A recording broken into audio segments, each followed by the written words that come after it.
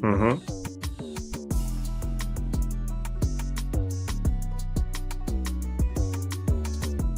What is going on, everybody? Welcome to the NBA Deeper Dive presented by Welcome Back. The promo $1, one more day up until the end of this evening into tomorrow. You can take advantage of Welcome Back here at the link below or the video description box where Jordan Klein has conveniently put a link. I'm Eric Lindquist. You can follow me at Eric Lindquist, and I am joined, like I've been the last couple Thursdays. It's been lovely. Something I look forward to. It's my friend Chris Spags at Chris Spags. Wouldn't you know, we both have the right name next to, how do we get both of our handles? I don't know, but yeah, how you doing, my dude? Excited to be here. I do have a lot of fun on these Thursdays here with Eric. And the bad news for you guys out there, maybe the good news, because you've made so many enemies out there, but Eric doesn't feel very good today. So I'm really here to chip in. The one with a almost 3-year-old who's been soaking in germs for this entire time period, like I'm being a distilled vodka. I'm now ready and full health here, and you in sweet, beautiful California, you are the one who's suffering. It's nice to be on the other side of the equation for once. Yeah, I got back from Arizona, and all of a sudden my neck just swelled up on both sides and I couldn't talk. I was like, oh, this seems bad for a guy whose job is to go on shows and talk about anything. Saying words was difficult earlier. About an hour ago, Jordan Klein's like, I don't know about this guy, but we're going to persevere. And it's not a Michael Jordan flu game because Michael Jordan's actually good at his job. I'm just okay. So we got Chris Spags here to help out. We got 5 games on today's slate. I'm kind of looking forward to this one because I do think any game where we have Luka, you're a Lakers fan, correct? I'm really a gambling fan. I don't have a team. Okay. I honestly haven't had a team at all. I like going to Lakers games when I was near Staples Center, but yeah, no, I don't root for anything. Well, you're an LA guy. So, yes. Obviously it's just fun to have Luka in town, and it's an enjoyable experience. And it's even more fun when it's my Minnesota Timberwolves. I was going to go to the game tonight, but I just don't feel well. So I'm just not going to be going. I'm going to try to rest up, feel a little bit better. I know it's a bummer, but they're in Phoenix on Sunday. If I'm really feeling the itch, I could go there and go back and go see my folks again. But yeah, it's a little bit of a bummer, but I don't think I want to go to a game in this state, if I'm being completely honest. Well, you could spread your disease around, whatever luxurious Arizona disease you had. You go to an arena full of people, cough into the air. We touch some microphones like Rudy Gobert, harken back to where we are almost the 4-year anniversary coming up. Oh, 5 year? 5 year, almost 5 year. Yeah. Thank you for reminding everybody of the best time of all of our lives. Actually, you know what? It was pretty simple. Pretty fun. Because I got to gamble. I got to, start working here, which was fantastic. And I got to meet my friend, Chris Spags. Go follow him at Chris Spags as we get started. We're going to talk about Portfolio EV as we go along too. It's a great companion to DFS. We're going to be talking about it here as we go forward on many deep dives to come, as well as some live before locks and the playback show. But there is no playback show today. We got Josh off for today. He'll be jumping back in on Friday. So with that, you ready to dive into this slate, my dude? I can't wait. You're in top form. I could tell already. Yeah, I feel like, I cannot possibly get a hottie toddy faster. Like, I need a hottie toddy so bad. You should have had one for the show. Why not? Nobody would have judged. I know. I just, because if I had a sip of anything, I think I would fall asleep right now.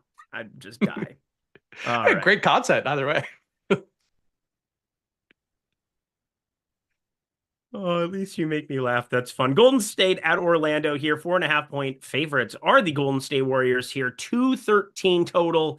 A little bit of brutality there in the total department, but we do at least have some fun options, I think, on one side of the ball. It is not the Golden State side where Moses Moody, he's our highest optimal that we've got here at the moment. We could get a hot Buddy Hield shooting game at 4K. That could always be right for the picking. Jimmy Butler playing nice minutes. Steph Curry, Brandon Podziemski. This rotation is much clearer than what it's been in the past, and yet Spags not really getting to anything from the Golden State side. Yeah, I'm on the same page as you here. Like, I like how the rates have stabilized for these guys for the most part, where Draymond kind of seems to be the only one who's really suffering on the team. And even then, he had an outlier game last time out. So, and a good podcast with Kevin Durant. So things really working out for him. But I think at this point for the Warriors, nobody really looks that great. The total here versus Orlando, obviously Orlando being a pace down functionally, at least on paper, maybe not in some matchups lately. Still a good defense. So really none of these guys look that great. I have under 5% on Curry, which so does the field. Same thing for Butler, same thing for Podziemski, who's quietly been doing pretty Yep. well with Jimmy Butler in town as well. Moody is a value, looks okay. I'm getting 10% of him. The field's at 7, but really not a big stand there. It's just because Moody is 4,700 and shooting guard, small forward. He's going to play, high 20s minutes. Golden State to me just doesn't look that great, and maybe they're a compelling tournament option for that reason, but you lose your late swap ability if you play them. They're appropriately priced, maybe even a little bit overpriced. I don't really see anything here besides the fact that it's a 5-game slate and anything can hit. Yeah, to be fair, Brandon Podziemski was out for a month, and I think that had more to do with like him not getting there as opposed to like just Jimmy Butler coming to town. But hey, Jimmy Butler is out there trying to play basketball for the first time this year. So congratulations to him. I think $50+ million a year. I would probably play some basketball too, Spags. I'd give it a shot, if nothing else. But, yeah, that's how it goes. I want to say something based on what we said before on the show, but I'm going to move on. We're going to move on here because again, Golden State. You can't tease that on this show, especially on a 5-game slate. We'll take anything we can get. I think everything is super straightforward when it comes to, let's just say some people shouldn't be talking about DFS and betting content. How about that? Ooh, interesting. I don't know what we were talking about. Well, Kevin Durant? Kevin Durant shouldn't be giving his picks anymore? Oh, my God. I do love pulling up the DraftKings app in Arizona and just seeing Shaq's lovely face on first 3-pointer bets. What are we even doing here? Why is Shaq the poster boy for your first 3-point basket bet? What are we doing? What are we actually doing? It's important to get people that are famous names, not people that actually know betting. Why would you do that? That's stupid. Whatever. I very much enjoy that Chris Spags knows about the old betting here. What do we have? We'll do it at the end of every game. I think that's the best way to do it here, Jordan Klein, as we work through Portfolio EV on this show. But Golden State covered that one. You got to a share of Steph Curry at 8,600. It would never bother me, but like, this is like the stone cold worst spot. Second in defense, adjusted defensive rating on dunks and threes, slow pace. I mean, is there anybody you're getting even like 5-6% of on the Golden State side? Yeah, it's just Moody here. And actually, I have Steph about 1.6 fantasy points higher than Stokastic does. So like normally that'd be a sign to get a little bit more of a guy, but he's still only a 4.9x value, and not that the 5x value that historically used to matter so much in DFS. Not that that's like the whole thing, but it is still a good, litmus test of a guy and how good of a play he is. He's not there for me. So yeah, I think Moody as a value is it. And he also still not even at a 5x value for me.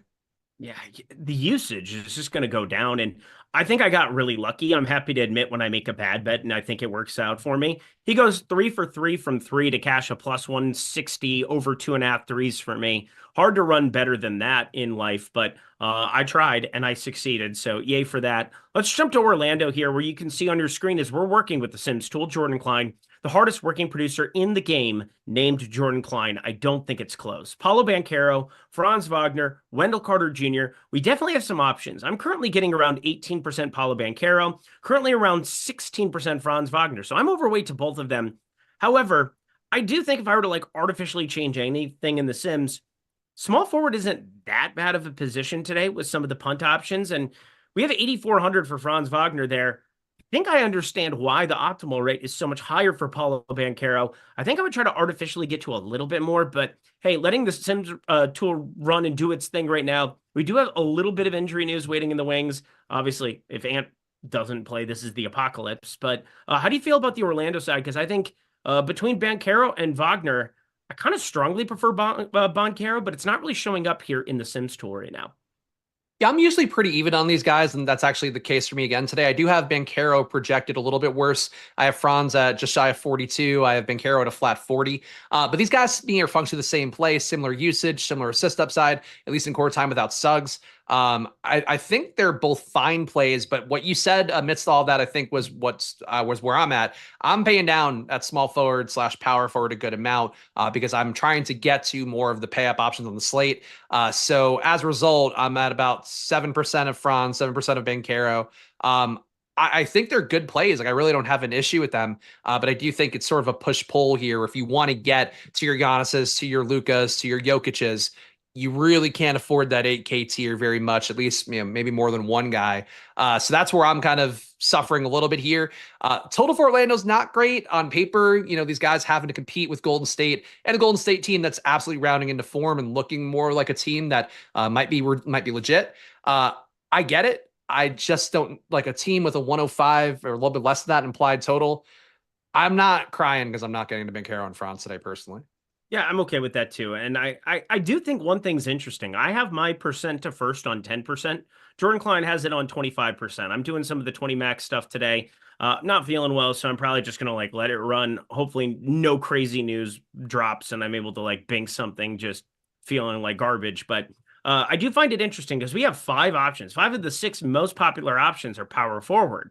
And as I said before, I would think I would want to artificially get myself onto Paolo Banchero, but in the Sims tool, on the screen there, 18% exposure to Banchero. We only have 5% in that run that Jordan Klein has. I think it has something to do potentially with that percent to first, but I just find small forward more accessible, I think, in terms of punts.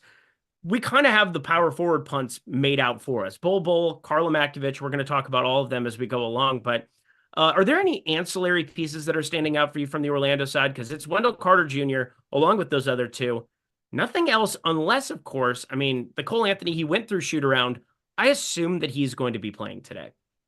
Yeah, if he's playing, I think he looks like an okay play. I'm getting him at 11%. But as Eric mentioned, Q tag right now. So we assume he's going to go, but who knows with the guys in shoot around and how it's been this year. He looks okay to me. I think I'd prefer if Cole Anthony were out and we can consolidate maybe some minutes for Anthony Black as a value play. But it doesn't look like that's going to be the case. So as it is, I think Cole Anthony being worth about 2x the field's exposure, a little bit less than that. That's where I'm at. Getting Wendell Carter as well, a little bit less than 15%. Fields at 13. I think he looks like an okay play. He's been playing pretty well around this high 4Ks, low 5Ks price tag. Has had a couple outlier days by Wendell Carter standards, but not really slate breakers that you need to go out of your way for. So these guys are all okay. It's just, frankly, whenever you have kind of a low total, and this game, I believe, is your lowest total on the slate here. I have it in red on my sheet. Yeah, it's lowest on the entire slate. Neither team has a great total individually either. I can live without most of this game, even though you're going to get some of it because there's only so many options on the slate. Yep, only so many options on a slate. We got better ones coming up down the pipeline, but this one's on the slate. We got to cover it, and I think there's enough. Like, it's basically like Franz Wagner, Paolo Banchero, little Steph Curry if I can finagle my way onto a little bit, but anything with this game because it is definitely the least appealing on this slate. Yeah, same pitch. Cool. Denver.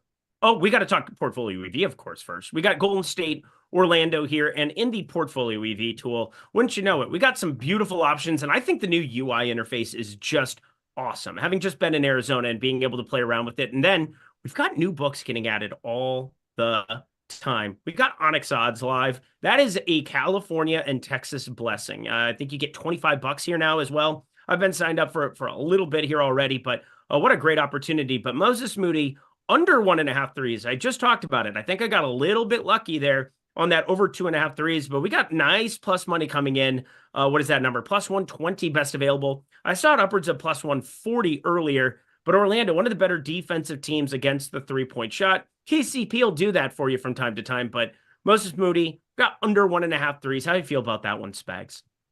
I mean, I think Moody to me is just a guy that is not doing a whole lot out there. So I really have functionally no issue with it. But obviously anything that that's the whole point I think of OddsShopper is I don't care. Whatever it gives me that tells me like people really want betting to be this. Yeah, it's like they want it to be this thing where you have your hand on the wheel more. And I get it. But like in reality, what I love about OddsShopper is being able to just do stuff with one click, get the bets in and not really worry about it. So yes, I would be happy to take any under on Moses Moody we can get. Not only that, but if you're watching these shows and if you're keeping apprised of news, you're going to know when something looks wrong. You're going to know when you're tapped in on the market-based approach, when something doesn't look or feel right. Hey, maybe you don't want to be waiting for a specific piece of injury news that could break against you. That's great. We have tons of other options at your disposal, especially on 5, 6, and tomorrow, 10 game slates. You're going to have plenty of betting options on the board. Not an issue whatsoever. Paolo Banchero, under 35.5. Really likes some of these Hard Rock, taking the entire portfolio unders. We've had a pretty good historical ROI on that as well. 3-point market. I mean, that's just ridiculous. Cole Anthony, under 1.5 threes as well. I know it's minus 188, but in the parlay builder, you can put some of those together. I really liked watching Aton's stuff over on the OddsShopper channel. You need to be watching that on a daily basis early in the morning. I think it's like 10 a.m. Eastern, 7 Pacific. He is breaking down all of these plays in the parlay builder, giving you positive EV parlays. I think Cole Anthony, nice filler for that. All right, let's move ourselves along to the next game. Denver, -3.5, taking on Milwaukee here, 241 total. We got Giannis off of this fake minutes limit that was basically just there because they were on a back-to-back because of the All-Star break. Of course, he doesn't go over 24.5 points, and now it's 28.5 points. And what are you going to do about it, Spags? It is what it is, but we start on the Denver side of things. It's a very healthy basketball team, but this is one of the better game environments we have. And for whatever reason, Aaron Gordon playing massive minutes. They don't have Peyton Watson there still. Has a leeway for it. Michael Porter Jr., same thing, 6,100.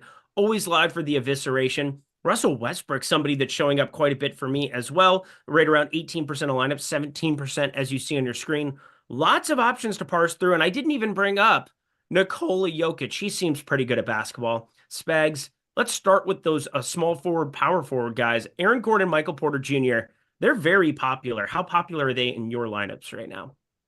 So I'm basically with the field on the both of these guys. I actually have Porter Jr. projected slightly better than Stokastic by about half a point, but not getting too crazy there. Only 20% for me. Fields at 23.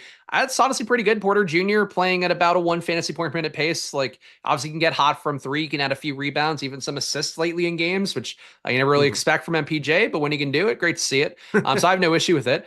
I'd prefer Aaron Gordon personally. I'm getting just shy of 30% Aaron Gordon here. Obviously more of a cross-category contributor, even though you do have the occasional assist from Michael Porter Jr. Aaron Gordon's at least at a 15% on a rate on the year, about 6% higher than Porter Jr. generally. So I prefer Gordon here with the price tag, but Porter Jr. being small forward, power forward, they both kind of have their merits. Gordon, you can only play at power forward and center. Those guys look good to me. I think the Nuggets overall, a team to get some semi values from. And I'm curious your thoughts on Jokic and some of these other guys too, because I have a pretty big Jokic pro stand, but you don't have to get a lot to get up on Jokic today on the slate. Yeah, I think it's really going to depend on Charlotte Dallas, what ends up panning out from that, because I don't know what you think about a late downgrade for LaMelo Ball. I think that kind of spells disaster. And there's going to be something. We saw KJ Simpson step into the starting lineup and perform admirably. It was like the only real piece from the Charlotte side that you wanted to have in that game. They got eviscerated by Sacramento. Zach LaVine goes berserk, but it doesn't matter. Charlotte, you still had one piece of value that ended up serviceable. I think Elf Payton, somebody that could end up starting in that starting lineup again. We do have the starting lineups page for you here now. We still have LaMelo Ball, as we should right now. It's a late downgrade, though, and it definitely has me putting contingency plans in place. And then, of course, we have Nurkic, Wendell Moore Jr., Daquan Jeffries on the Charlotte side. On Dallas, PJ Washington, Dwight Powell. And then I'm pretty positive Bradley Beal doesn't play basketball today, too. There's going to be value that you're kind of building into your lineups, and if you do that, you're going to get to 28% Jokic like I do, too. Oh, so you have more Jokic than I do. I'm getting 20% Jokic, and that's like, I feel good about that. Like, I think in my perfect world, I was getting, and I still am getting more Giannis. I just ran us in before the show, so I'm kind of readjusting my exposures right now. But yeah, I'm getting 50% Giannis, which is a lot. I would love to get like 20 to 25% of Jokic, of Giannis, and of Luka. I think they all have different merits of reasons why.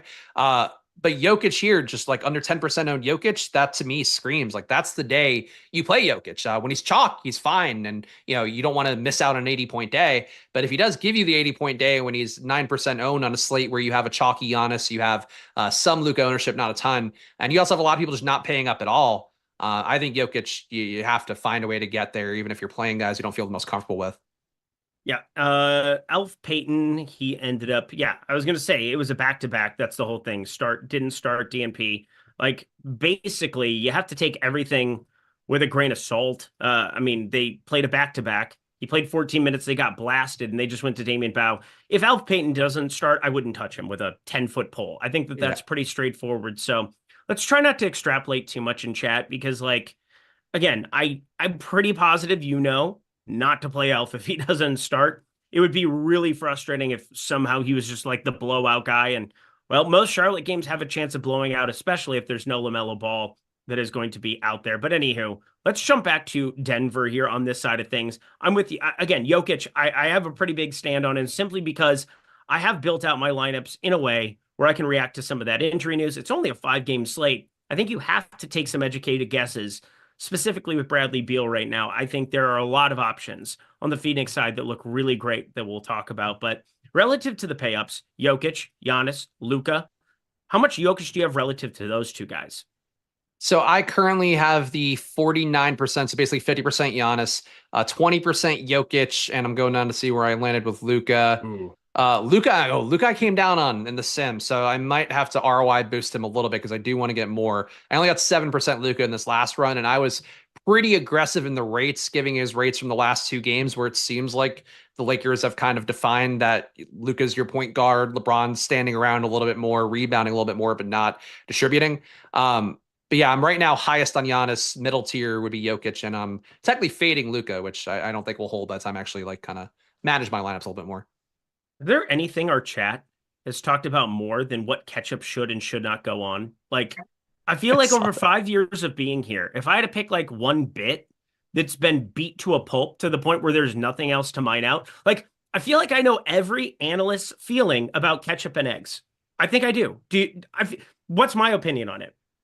I don't know. My mind is positive. I'll say that. I don't think I've ever given mine publicly. Yeah. Yep. Oh, you've never given it publicly? That's impossible if you've worked here. Well, because it was the NBA strategy shows when Josh and Lofty were always debating it. So I wasn't like I never touched the morning context. I was when I was on the West Coast and they wouldn't make me do those really early runs of things. But yeah, like I catch up on anything, especially if you're like dieting, put a little ketchup on a shitty kind of dry meal and you can get through it. I am team ketchup, not steak. Obviously, that's the one where you should never do that. But if you like ketchup, I'm great. Anti A1 on steak too. Like what are we doing using A1 steak sauce? If it's steak and it's good enough, it doesn't need steak sauce. Yeah, I agree. I mean, steak, you want to taste the actual meat, but like you give me a McDonald's breakfast sandwich, I want to put ketchup on it. The hash brown, I want to put ketchup on it. I know that's where my brain went. I guess I did have McDonald's this morning, but like anything, I'll put ketchup on it. But like, ketchup's fine. I don't know. Don't go crazy on it. If you're smothering it, then you're just giving yourself diabetes for no reason. What does little Luka think about ketchup? What's his condiment choice? Bro, he's in that stage where chicken nuggets and he asks for like a side bowl of ketchup and a side bowl of ranch. So, and he will sometimes just dip things in ketchup and eat the ketchup mostly. So yeah, we are the team ketchup household, I think. Oh, that's fantastic. Yeah, definitely a team ketchup household as well. Because anything that gets you away from ranch as your condiment of choice is fine by me. Anti-ranch. Cannot do the ranch thing. Everything tastes like ranch. That's all it comes down to. I don't mind ranch, but ranch I hold in a little bit. Like it's a little trashy. Like trash. People dipping pizza in ranch. Like fucking grow up. Yeah, I feel like it's like the ballet moms. What was that show? Dance Moms or whatever. With the she likes ranch. Yeah, cheese, fry it. Go to the Minnesota State. Oh, I guess the Minnesota State Fair. It's near you. Buddy, Minnesota State Fair is a beautiful place. Here's the thing. I would have diabetes if I lived in Minnesota. I know that for a fact. Between how good the beer is. Like, there's such good beer. I would weigh 350 pounds and I wouldn't care. Yeah. And you definitely carry it well because people don't realize, Eric and I both are larger, like we're taller than we come off on camera. So if you can carry 350 and make it look good. Don't tell the people. I want somebody to try to accost me at like Bet Bash this summer or something and see what happens. That'll be fun. It's basically Twitter Spaces, but in person. So that'll be fun. You give that a little spanky for yourself, huh? A little spanky. Oh, dude, it hurts to laugh. I just realized it hurts to laugh. So, good. I have a goal. Milwaukee, let's jump over there. You said 50% Giannis. I'm with you. He is the most intriguing spend at power forward center, but I'm playing him a lot at center, it would appear, as I'm looking through my lineups and sorting through my top 40, because that's probably what I'm going to end up playing today. But I look at Giannis as the best of the spend ups. I think AJ Green, 3,600. Fine for now, maybe as a placeholder. I can kind of maneuver and finagle my way onto more or less. And Damian Lillard, he's going under own here at point guard where we don't have, we have Luka. Luka's definitely intriguing. We got Devin Booker, but shooting guard eligibility. I think Dame's interesting at 9K considering Denver on the other side. They bring the pace, Mr. Spags. Yeah, I get that logic, and I think Dame too in these kind of spots. I mean, we're talking about a marquee matchup in the modern NBA. Thankfully, after all this talk about rating stuff, the NBA, they're actually getting some kind of like must watch or at least must watch adjacent games here. But I would say for Lillard, so one thing that stood out to me is like he actually weirdly loses usage and assist rate and court time without Middleton and without Portis. Giannis gains a lot. Giannis goes up, and you'd expect that to stabilize, I think, but it could be functionally the way the offense flows a little bit more. I mean, Giannis goes to 37% usage. Lillard goes down to about 26.5. Giannis goes up to a 34% assist rate, small gain there, but Lillard comes down to 27.6. So maybe it's just you're missing some usual assist partners and Portis and Middleton to a lesser extent, I would think. Again, can stabilize, but as a result, I'm just not getting to Lillard quite as much. And I'm really heavy on Giannis. So I prefer Giannis to Lillard. I think with the less ownership going Lillard's way, I get the DFS game theory. You go to Lillard, try to get your leverage there. I'd prefer to play Giannis, though, by a wide margin. I'm getting only 5% of Lillard right now. Brook Lopez has been playing massive minutes. 5,600, 34, 35 the last two in competitive spots. Is that something that's going to be the norm going forward? Because, I mean, one, Jericho Sims sucks. Two, I mean, Brolo can knock down a three here and there, but he's only a 0.84 fantasy point per minute producer with Chris Middleton off the floor this season. Just feels like his distributions are so wide. He has these tail outcomes. I mean, you're either getting like 20, 22, or you're getting like the upwards of 40, 45 that he put up again in a tough spot against the Clippers. He's one guy that I'm having a tough time figuring out what I want to do with. Is Brolo on your radar at all? I'm getting 7% of him. The field's at 9, so I'm not fading him entirely. I'm getting no Kuzma at all. Like Kuzma's rates are suffering on the Bucks overall. Usage coming down, everything. At least Lopez is like kind of the same guy. He's been pretty much his entire career, at least on the Bucks, where he'll give you that, as Eric mentioned, that 20-point day pretty often. But he has the upside, and certainly, maybe he can be a guy that takes advantage of Jokic a little bit here, who's going to be in the middle of things, and he could spread him out and hit some threes there. So I don't hate the concept. Getting 7% of Lopez feels fine, but I really want to just plant my heel in the ground. Kyle Kuzma, I don't think anybody's going to play him that much anyway. I think Kuzma has been awful this year, and I think he was an awful acquisition. And just looking at the rates for him without Portis and Middleton, like I just don't know why he's even on the team at this point. Kind of a salary dumpish, I'm assuming. Like, what's Kyle Kuzma relative to Middleton's contract? I think Middleton had 1 year. No, he might be a free agent, I think. So Middleton I think it was more that they thought that get Kuzma was cost something controlled instead of nothing. Bit. Yeah, control something that, I mean, can Kyle Kuzma play worse than what he's played this season? I still think that there's a further floor from where he's at, but I definitely think there's also an upside to him. I mean, you go through his dunks and threes, he's definitely somebody that, last year previous to it, 29 points a game, decent enough shooting at times. But yeah, he's not very good in general. I mean, he's right around a 54, 55% true shooting. Going to constantly 50% this year. Yeah, part of it is just being on a terrible basketball team, and now he's on a better team. So I'm hoping he can flip the switch like he did early on in his Lakers day. Well, I guess at the tail end of his Lakers day, beginning of his Washington days. But I don't know. It feels like kind of a wash between the two. Look, I think that's fair. I see a guy who, like, in Kuzma, like I played him too. Like I'm sure like all of us did here in the YouTube chat right now. Like you played him when there were no Bucks available. I would do it again tomorrow, but I just like looking through his numbers, and I've said it while he was on Washington too. Like very few players have regressed as much as Kuzma this year, and for some reason the Bucks are like, this is our guy. He's the one we need for this playoff run here, and they still have like top 5 championship odds in the East. So I don't know. Yeah, there's 2 teams in the East right now. It is really tough to look beyond 2. Yeah, Kyle Kuzma, -3 EPM, 18th percentile. Not great, Bob. Not great. You know what is great? Portfolio EV. We're going to jump over there here. Mr. Jordan Klein, of course. Yeah. What do we got here on tap? Because I'm pretty sure that this game, I mean, with no injury news waiting in the wings, it was going to be tough from a prop perspective. We got Jokic there, under 1.5 threes. Once again, threes, we have a 9% historical ROI on. So overall, if you have access to that, awesome stuff. But Michael Porter Jr. now, that's kind of buoyed up there. If you have BetMGM, under 7.5 rebounds, -135. Another nice addition to the old card here today. Definitely think that stands out about 5 cents better than you're looking at Hard Rock. Definitely an advantageous spot here. Michael Porter Jr. has been adding assists to the fray out of the middle of nowhere. Always been known more for his rebounding, but with Russell Westbrook back out there, definitely trims a little bit of that expectation. He's at 11, 8, and 11. It's an up-tempo game, but hey, man, it's still showing up here in Portfolio EV as a pretty solid play, Spags. Yeah, look, I mean, I said before, really click the fucking button and take the bet. It's really the rule number one of Portfolio EV. If you see a historical ROI that's low, I would still take the bet because at some point it's probably due. But yes, that's I think that's all good for me. So yeah, I it's also like can't the see Nuke it of as the well as night. you can. Put the hit the button. Hit the button. Yeah, Nuke exactly. of the night. If I do this, Jordan Klein miraculously always finds it. Yeah. See? There you go. So one thing Incredible. he's good at. That was just to make Eric feel pain, Jordan. It's okay.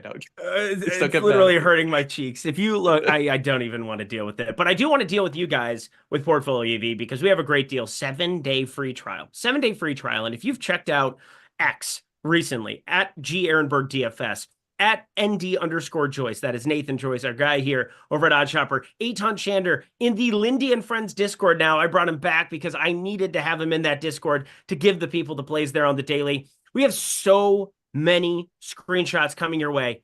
And again, a 7-day free trial. If you've never checked out the tool, now is the time. You go to the link in the video description box below, or you go to the link in the chat.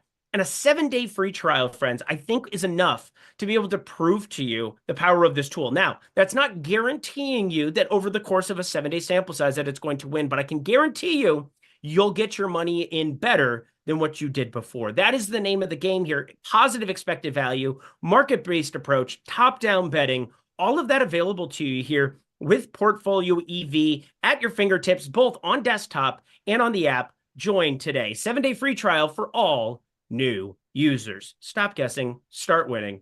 Portfolio EV. All righty, y'all. Third game here on the docket. If you could hit the like button, because if you guys get over 400 400 likes, that is, you know who shows up. You know who shows up, and it's not me. I don't even want to, like, I mean, I can barely even talk. He's going to sound way better than I do today. So you're going to want to hit that like button, I'm pretty sure. News God, make it happen for the people, because I know you absolutely love that bit. But I don't love this bit. It's LaMelo Ball Q tags. Charlotte, Dallas. We're talking 10.5-point dogs are the Charlotte Hornets. 222 total. Got to ask you this. Late downgrade on LaMelo Ball. In or out? So this has not been, so like there's two things here that are not always the case. So like late downgrade doesn't always mean the guy doesn't play. I know some people think that, and Josh and I have debated the game time decision, quote unquote downgrade. That's, whatever. Point being though, he was at shoot around, which has historically meant the guy will play, but then he was at shoot around and got downgraded, I believe, after shoot around. So my gut would be he doesn't play. It's not a back-to-back for them. They don't play until Saturday. I don't know why he wouldn't play. I think he's probably fine enough. But obviously, if he doesn't play, it's going to open up KJ Simpson more. I would strongly disagree on Elf getting back the rotation, though. And obviously, look, I was a guy who was touting Kyle Anderson yesterday, so take that with a grain of salt. But I do think Elf, like the way they've used him, it's almost like they gave him direction out there to just give up the ball the second you cross the half court line and just don't do anything because he hasn't put up more than 10% usage. The assist rates come down. Like he's really been useless out there. I think he's probably, because he's on a 10-day deal, I think, right? This was the second 10-day deal. I think they're just running that out, and I think he's done. They're just going to go to KJ Simpson more. So if LaMelo's out, I would greatly favor KJ Simpson here. I would also get a ton of Bridges, but I'm the only person who plays Bridges when LaMelo's out for some reason, but he would be in the hunt again. Really one of the most important things on the slate right now, because there aren't a lot of Q tags looming. I mean, the Minnesota game we'll talk about more, but this is, I think, the most important one because they would change it, and I would get my portfolio would certainly consist of a lot more KJ Simpson and Miles Bridges if LaMelo were out, and if LaMelo's in, I'm getting none of them. 36 minutes in that blowout spot, but I think most spots for Charlotte is going to be a blowout spot. You take LaMelo off the floor, everybody becomes pretty darn interesting. What do you think about Mark Williams today? Because this one's tough for me. At 7,700, at 8K, he was completely unplayable, I thought. But 25 minutes last time out, it was a blowout against Golden State. Makes sense. We saw 29 minutes there against the Lakers in that first game, rejoining this basketball team after that ruckusness that we saw between him and Dalton Connect. I'm not going to say that he should be nuke of the night by any means, because he's just completely a zero here at the moment. But I think if you get LaMelo Ball out, there's a world where I want to take some shots on Mark Williams in a very, very chalky lineup otherwise. He would look closer to playable to me. I wish he were not 7,700 still, because he's absolutely carrying about $1,000 in salary from that period where there was nobody left in the Hornets and he was going nuts. And then now we are where we are. I don't think having, and obviously it's a Q tag right now and Yusuf Nurkic, so that could muddy things up a little bit or make it clearer for these guys if they're out. But you have Diabate in, who they still want to play. Like Mark Williams, to me, is just kind of in no man's land, where there was a point where he was at least, really pushing the minutes limit up. Now I think if he gets to 28, he still doesn't look that great. But I would agree, if LaMelo's out, and people sometimes don't grasp this, the way projections work is the stats get redistributed based upon whoever then gets more minutes and then whatever. Like, you'll end up getting more naturally if Mark Williams will look better and maybe look closer to playable. And I think I could take that shot. I would certainly get a lot more Bridges, though. Like, Bridges becomes a different player when you get LaMelo out, whereas I think Mark Williams just becomes a little bit, the better version of the center that he normally is. Yeah, for reference, you take Trey Mann, Brandon Miller, LaMelo Ball, Yusuf Nurkic. I took him off just because he's had 95 minutes there in a sample size so far. Don't want to go completely nuts with it. Nuts with LaMelo Ball off the floor, that is. You got a 1.25 DraftKings points per minute player in Miles Bridges, and he just plays a ton of minutes no matter what, outside of losing by 30 plus on a back-to-back to Golden State. So I'm trying not to read too much into that back-to-back and some of the rotations against Golden State. Again, I don't think Elf starts. I'm with everybody there. If you get LaMelo Ball out, I think KJ Simpson has to be the guy you assume ends up in there. Is there any interest you'd have in Damian Bow, though? Because he played 29 minutes. He's actually, in his 4 games with Charlotte here, he came there right before the All-Star break. He has failed to not play 26 or more minutes in every single spot, Spags. And he's, I don't know, shot the ball abhorrently. Not that he's good at basketball, but sub 40% field goal percentage has to have positive regression, no? Yeah, I mean, so Bow's interesting because there were a couple games that he didn't play, but it was when LaMelo was active. And then the last time LaMelo played, they brought Bow into the rotation in a meaningful way. Otherwise, though, when LaMelo's out, he plays at least 25 minutes in all those games. And I played him a lot the other night. He was my pivot to Vince Williams, which ended up working about as well as it could. So I'm on board with it. He's averaging 0.85 fantasy points per minute. The usage is not terribly high at 19%, but a 24% assist rate. I think it's sustainable from what I've seen, visually with him on the court. Like, he's actually doing things out there, pretty active. The shooting, I would agree, should probably get better, but even still, he's 53% true shooting on the year, so it's not as bad as it could be. I think he's fine. I think LaMelo being out would open him up more. I still think that Simpson is probably the play to go to the most if you get LaMelo out, but I would think that Bow is sort of your Simpson pivot / maybe give him a boost in lineups where Simpson's not in it, but I think that he would be in play for me, if LaMelo's out. If he's in, I don't think he can get there. Can't click on any Seth Curry or anything, right? No, I don't understand. Not for me. Yeah, we're just getting ridiculous at that point. Let's jump over to Dallas, where 2 very important Q tags, and you wouldn't think that it would matter with Dwight Powell, but I definitely think that it does. You're talking about no rebounding potential, and you're talking about some of the most popular plays on the slate. Max Christie, his ownership's come down a little bit on this show, 43 and change we have for his projection right now. But PJ Washington Q tag, 7,200. I ended up playing a lot of him the other night when he was active. And, I think about it until it didn't. 35 minutes. Yay. 0 for 9 from the field. Awesome. Great. He did have 5 stocks for what it's worth. So not a complete nothing, but 28 and a half. He definitely sunk my battleship. PJ Washington, what do you think about his status for this one? Because if he's out, Mark Williams probably looks even better because, we're talking Najee Marshall. We're talking more Kessler Edwards, who would have to walk into more of a rotation spot. They do have Dwight Powell there if he ends up active and is ready to go. Otherwise, we could be talking about Moses Brown if both of them are out at a flat 3K. He's on a 10-day deal here right now and is available. So how do you feel about this messy Dallas team, but tons of chalk already? Yeah, I'm with the chalk here. I'm getting a good amount of PJ Washington. I have him just shy of 40 fantasy points today. I'm getting him in 35% of my top 150 lineups. He's actually gained a little bit more from guys like Luka, and my sample size I took was Luka and Quentin Grimes off the court today because I think that captures things well enough. Gafford and Lively being off obviously matters a little bit. Basically, Kyrie in court time without Luka and Quentin Grimes, who's obviously no longer on the team. Kyrie about 27% usage, actually a lower 19% assist rate. PJ Washington gains a little bit in usage, it's flat in rebounding, flat in assist rate, but because he doesn't come down at all, I think he actually is a player that at least kind of maintains the same situation. And this is totally anecdotal and not really a data point play, so please feel free to throw it out with the bathwater. Kyrie in these games, like against shitty teams, and one in particular a couple of weeks ago versus Washington, I really remember vividly. He plays Minnesota, he goes nuts. He plays the Lakers, competitive game, he's pushing the usage up, go nuts. Shitty teams, he just kicks back and lets other guys do it. I don't see it for Kyrie. I think he lets the usage flow to Washington's way, assuming Washington plays. I think he lets Max Christie get his shots up. I think Clay will get his. Don't love Clay, but like point being, I think Chalk PJ Washington's pretty good. I think Chalk Christie's pretty good. As long as Christie's starting. And these guys all look okay. And I'm real low on Kyrie. I just don't love that price tag. And I don't think a match with Charlotte is what gets Kyrie going whole hog like he will do sometimes. Yeah, I have 62% right now in my top 40 that I'm looking at here for Max Christie. I've got 40% PJ Washington, the identical number that you see on your screen. Clay, I'm kind of with you. I mean, this is a tough one, man. 5,400.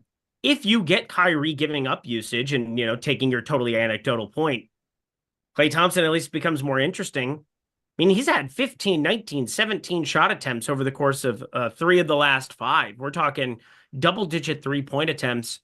I think there's a world against the frickin' Charlotte Hornets where Klay Thompson can go nuts. Yeah, he was coming up at some of the top ROI lineups I saw on Stokastic the semi-round before the show. So, I get it. I don't have Clay. I frankly haven't had him that well projected today. I have him at 26.3, which is 0.5 lower than Stokastic. Doesn't matter that much. But I'm just not there. Obviously, if he gets hot, he certainly can. And against Charlotte, you would expect guys to get hot, more often than not, because they're giving up 39% shooting from 3 on the year. Like defensive efficiency, 115. We're talking one of the worst, one of the lesser ones on the slate, if nothing else. Closer to a little bit under the league average if we're talking about every team in the league. It's a soft matchup. So yeah, if you're ever going to play Clay, I think you do it here. It's just, it's Clay and he really doesn't do a whole lot besides usage at this point. Yeah, what is that? Oh yeah, Josh Green revenge game. Sure. Josh Green revenge game. Who's having revenge on who? Dallas on having, Josh Green on their roster at any point? Josh Green, the poor man's Nick Smith. That's oh my god, want to die on that hill. Absolutely absurd. Oh, what are we doing, Spags? Oh, Jordan Klein. It's always nice when you have bits that troll other people. Look at that. Oh yeah, what movie is that again, Jordan? I can't remember. Bull is definitely lurking. Insidious. Are we saying I look like him, or just that the faces happen to align in such a way? Patrick Wilson, right? That's who that is? Yeah, it's the guy. Yeah. I was thinking of the name. I knew it was Patrick something. I was thinking Patrick Donovan. I'm like, I don't know. That's not a person. I just know him from Aquaman, and I think that's it. I'll take that comp. The best comp I ever got was back when I first started Stokastic. When I was doing baseball a lot, they were like, you look like Nolan Arenado. I'm like, fucking sick. I'll take that. That is solid. Yeah, I saw Nolan Arenado hit a ball so far in Dodger Stadium that it was like the one game that I had like right behind home plate. Colorado's there, and he hit a ball that sounded like it was unbelievable. Nolan Arenado, I hope he can find some kind of form. I bet he ends up getting traded before the season started. Hey, MLB is going to be here before you know it, Spags. Are you excited? I'm excited. I'm excited. I'm not sure what I'm doing for it yet, but I'm planning to dive back in Subcast. I'm not sure if I'm going to spin up one more YouTube channel for people not to watch to see how it goes for MLB season. But I'm planning on being back in, especially with the Sims tools and all Splash Play NBA, and then follow Splash Play MLB when it inevitably shows up in 1 month's time. Actually, we got baseball starting in like 2 weeks, I think, because they have the Japan series first. No, Cubs and Dodgers, I think. I think it's coming up fast. I mean, that doesn't really mean the whole season starts though. They have the weird games that the other teams aren't playing. Like it's only like 2 teams playing or some shit, I think. Yeah. Spags is funny AF, as the kids would say. I 100% agree with that. You want to see how funny he is? Hit that like button. I would appreciate that. Also would appreciate if Jordan Klein pulled up Portfolio EV as we work through the end of this game here. Charlotte, Dallas. It is really brutal, but we got to roster something from it. We really, really have to roster something from it. As far as from a betting perspective, this is one of those things where you can kind of take it or leave it. With massive LaMelo Ball news sitting there, under 6.5 assists, hoping that he's somewhat limited, or over 22.5 points, hoping that he is not. There are multiple ways to skin a cat, which I hate that saying, but there are multiple ways to go about it here with a LaMelo Ball Q tag. If he plays, I got to assume you're not limiting him by any means, right, Spags? No, no. If he plays, I mean, you would benefit more from treating him like he's the best player in the slate to some extent. Obviously, not in every lineup, but yeah, if he were to play, nobody would be seeing it coming. So yeah, I would take that shot. I think, and Dallas too, good shooting team. Maybe they blow him off the court in that way, but like defensively, I think they could produce. LaMelo could absolutely produce. I think Bridges could produce. LaMelo could produce. I got to highlight the fact that Portfolio EV is throwing out an over for the people too. That is an over on your Ooh. screen. It's a 0. It is an O. It is a big O. As in, oh, okay, I can't make that joke. Yobi Trice, $9.99. Can someone help me figure out why I can only super chat $10 or more? I'm over here spending my Starbucks morning coffee money trying to ask questions. What's your top pick 6 picks today? And then puppet time question mark. Gotta get over 400 likes. We got over 550. I set the bar pretty low for today. Just want to throw it out there for the people. We got 13 minutes left in the show. You better giddy on up over here. Not to be confused with Josh Giddy, which he giddies up. He's been giddying up a lot, man. I've been playing a lot of Josh Giddey lately. He's smashing. Yeah. He's my favorite pederast. He must have gotten invited to prom already. So it's good. Fuck. What's your top pick 6 play today? I got 2 of them. So if Naz Reid is still at 8.5 rebounds, again, I ended up throwing this in the premium Discord, the Lindy and Friends Discord. That is myself, Eitan Shander, potentially some more friends. Maybe Spags wants to drop by for a week. I would love to entice him to do such things. That would make me very happy. Have him jump on in, share with you some of his videos and some of his content as well. That's the point of Lindy and Friends. And plus, we've got Tails going. We got Portfolio EV going. So much good stuff over at OddsShopper to take advantage of. But the other one, we got Naz Reid over 8.5 rebounds. I also like Jaden McDaniels under 25.5 PRA. We'll get to that one here. Dante DiVincenzo going to be coming back. Is there anything you saw in either Pick'em or from the betting streets that you were very interested in today, Spags? Oh man, I covered so many before the show that my brain is bleeding. More reason to follow him over there at Splash Play NBA and be one of the viewers. How about that? Yeah. I remember Guy Santos had pretty good EV for me on his PRAs over and his points over. I don't know why that stood out because it was so bizarre that I'm like, Guy Santos has a lot of EV on it. So that would be top of mind for me. But that's, yeah, I don't play pick 6. We don't get that in Pennsylvania, unfortunately. How bizarre. How bizarre. Eric is delightful. You're delightful, Michael Henry. That's such a nice comment. I need that today because I don't know if you can see. I feel like Hootie and the Blowfish. I just feel like my face is going to explode. I'm dying. But he's not really a blowfish, right? He's a guy. He's a dude. Darius Rucker. He's actually a fantastic golfer. I've gotten to play golf with him before. And he's not Hootie. Don't call him Hootie. There's a classic Key and Peele skit about the situation. He's not Hootie. There's a lot of Key and Peele skits. I try not to take too much stock in them, but however, the Obama one is still my favorite. I think that's most people's favorite. I never watched a full episode of Key and Peele. Every skit though, if I get it on YouTube, I'll give it a shot. Did I do that? Carl. Poor Carl Winslow, man. Tough scene. Just had to slide that one in, prove to the people I need to be invited to the barbecue. That's what I'm here for. But I'm actually here to break down the next game that we have. New Orleans, Phoenix, please invite me. I love barbecue. And plus, everybody's talking about meat.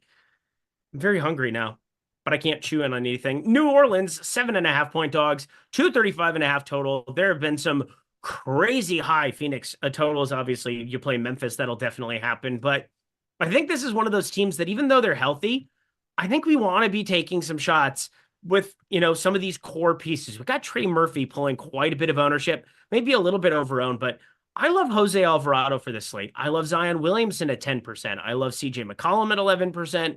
And Carlo Matkovic, why wouldn't he be the most popular player out of all these guys? Evis Missy pulling ownership. Jordan Hawkins stands in his khaki pants. There's nothing better. 27.5% ownership. What is going on, Spags?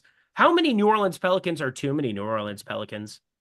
I don't think there's an amount. I think they all look pretty good. I probably wouldn't play certain combos together. Like, I don't think you want to play Alvarado and Hawkins together because one of those guys, I would assume Hawkins, it could be Makovic too, but one of those guys is going to start for Kelly Olynyk. And then as a result, the other guy's coming off the bench. You probably don't want to do that. Last game, Alvarado was basically playing the backup 2 guard when McCollum would come off the court. So I do think he's a little bit of a tier above, but that said, I'm getting exposure to pretty much everybody here. The low man I have is Zion. My high man is Trey Murphy. I am getting 50% Trey Murphy right now.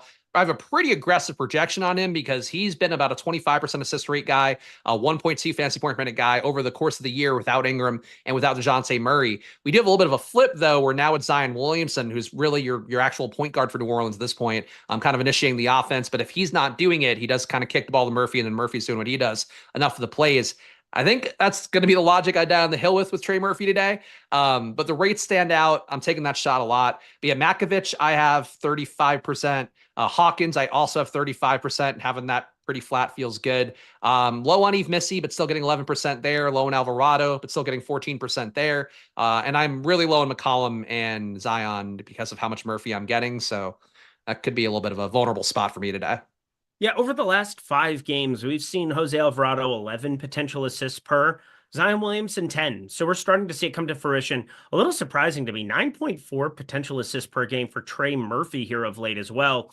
Him being more of a distributor as opposed to CJ McCollum wasn't on my bingo card for 2025, but nor was like New Orleans being a terrible basketball team in 2025. I thought that they had the right pieces with Ingram and Herb Jones and DeJounte Murray, and I thought that they were going to be pretty decent. Alas, they suck, Spags. Zion's skinny now, so there's hope. Yeah. He looks nice. He's 260. That's for a big guy. That's like a pretty lean weight for Zion. Pretty good. My wife did see him the other day and thought that he was a rather attractive man. So Zion. She Okay. Probably shouldn't have said that. She saw the tattoo around his belly button, the swirly, what is it, a Naruto tattoo? I don't know, some anime bullshit.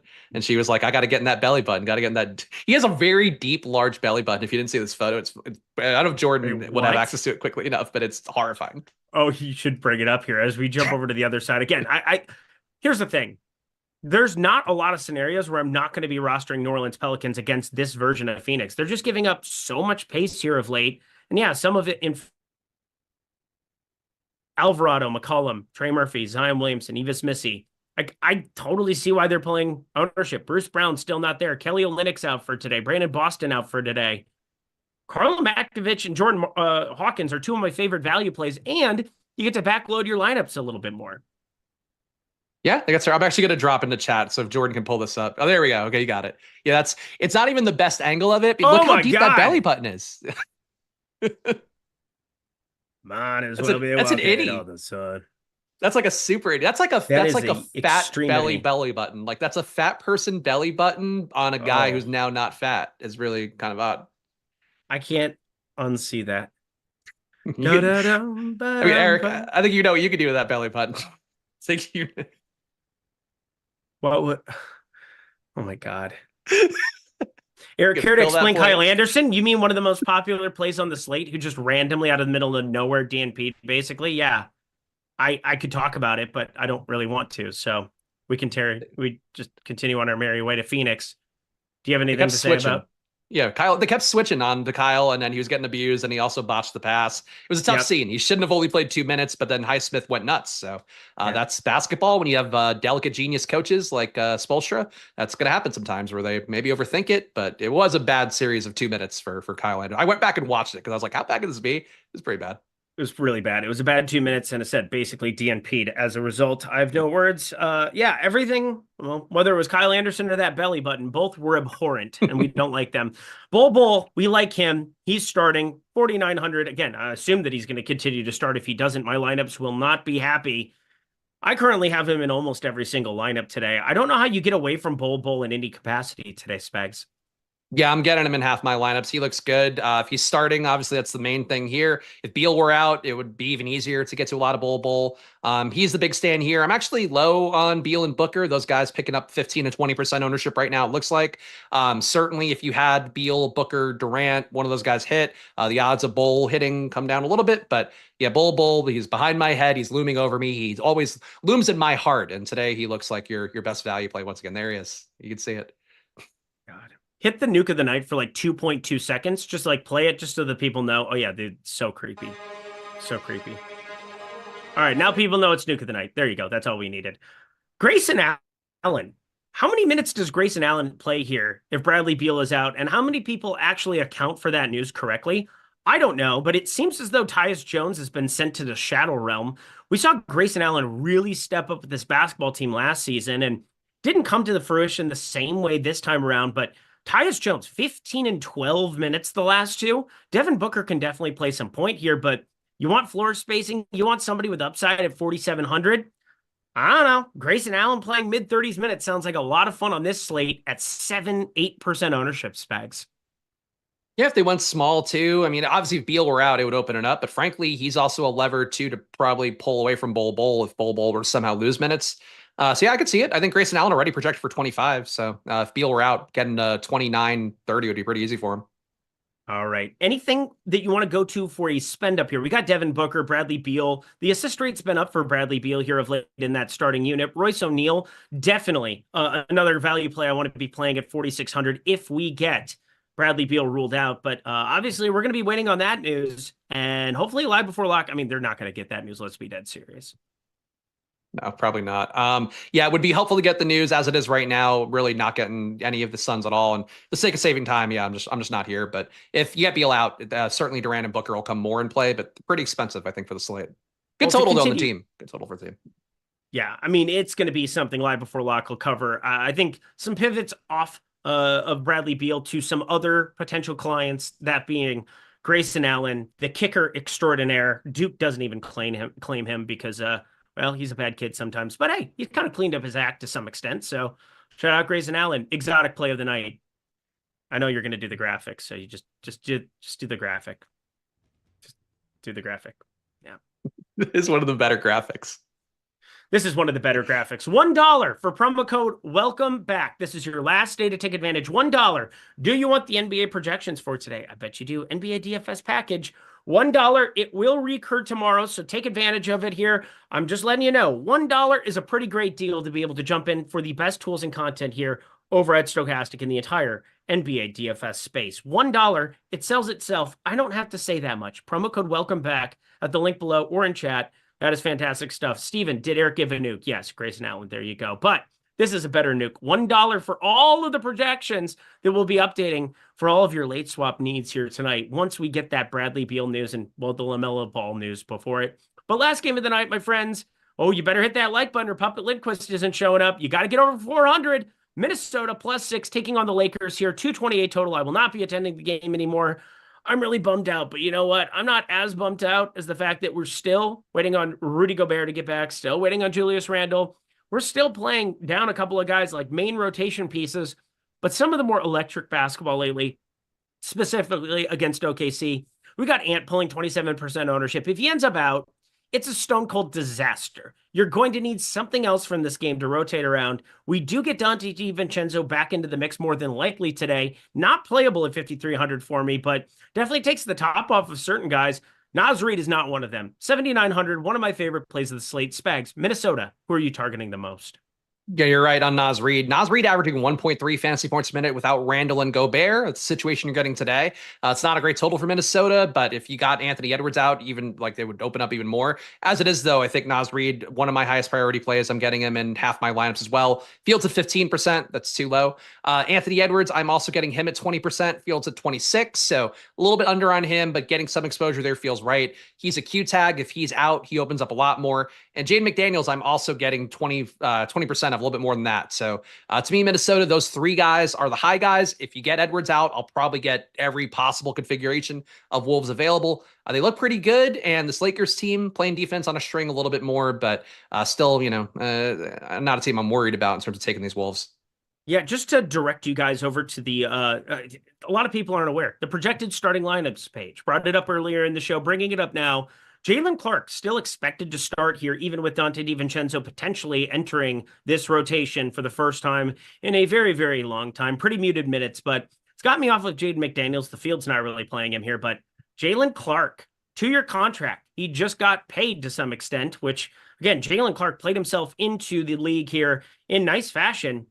How do you feel about him at 3,600? Because it's really uncomfortable with Dante DiVincenzo back. Yeah, I'm not there with Jalen Clark. Fields at 14%. I'm getting 3. I haven't had him that well projected for a while. I would rather take the shot at Terrence Shannon if I knew you were going to get those minutes.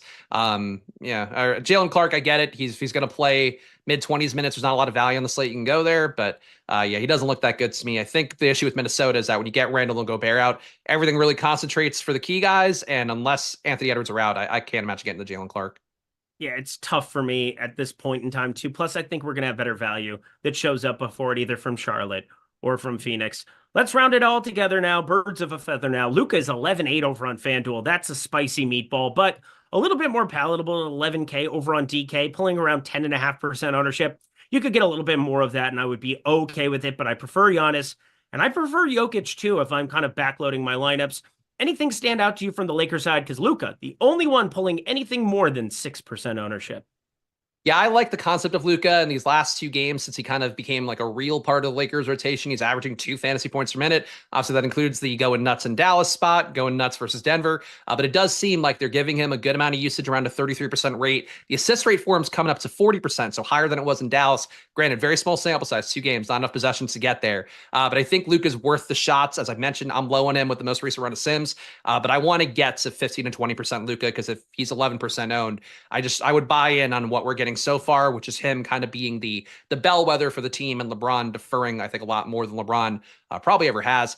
Finney Smith is a value, looks okay to me. Jackson Hayes is a value, looks okay to me. But yeah, really not a lot of ownership for any of these guys. Yeah, Jackson Hayes, you got to think about like all the matchups on the other side. With Eva Smith on there, can we get Jackson Hayes up there in terms of minutes? He's the one value play that I do kind of like, because center, it's not its normal self here on the slate. We can see 28 minutes, we can see 17 minutes, but that 17 was against Dallas, where you can obviously go small and be just fine. But that is 5 games up, 5 games down. Go follow my friend Chris Spags at Chris Spags. That's super convenient for everybody involved. What do we got? Did we get 400 likes? We did not get 400 likes. So Puppet Lindquist is going to have to be on the shelf, elf on the shelf, for another day. My throat hurts. I didn't know you could get a sore throat by sucking from a hole in the wall. I thought you could just go into the stall in the gas station and just away, and then it would be fine. But here I am, my throat's so swollen. Oh, it hurts. It hurts. The nuke of the night. Oh, the nuke of the night. Now he's 5 before lock coming up next.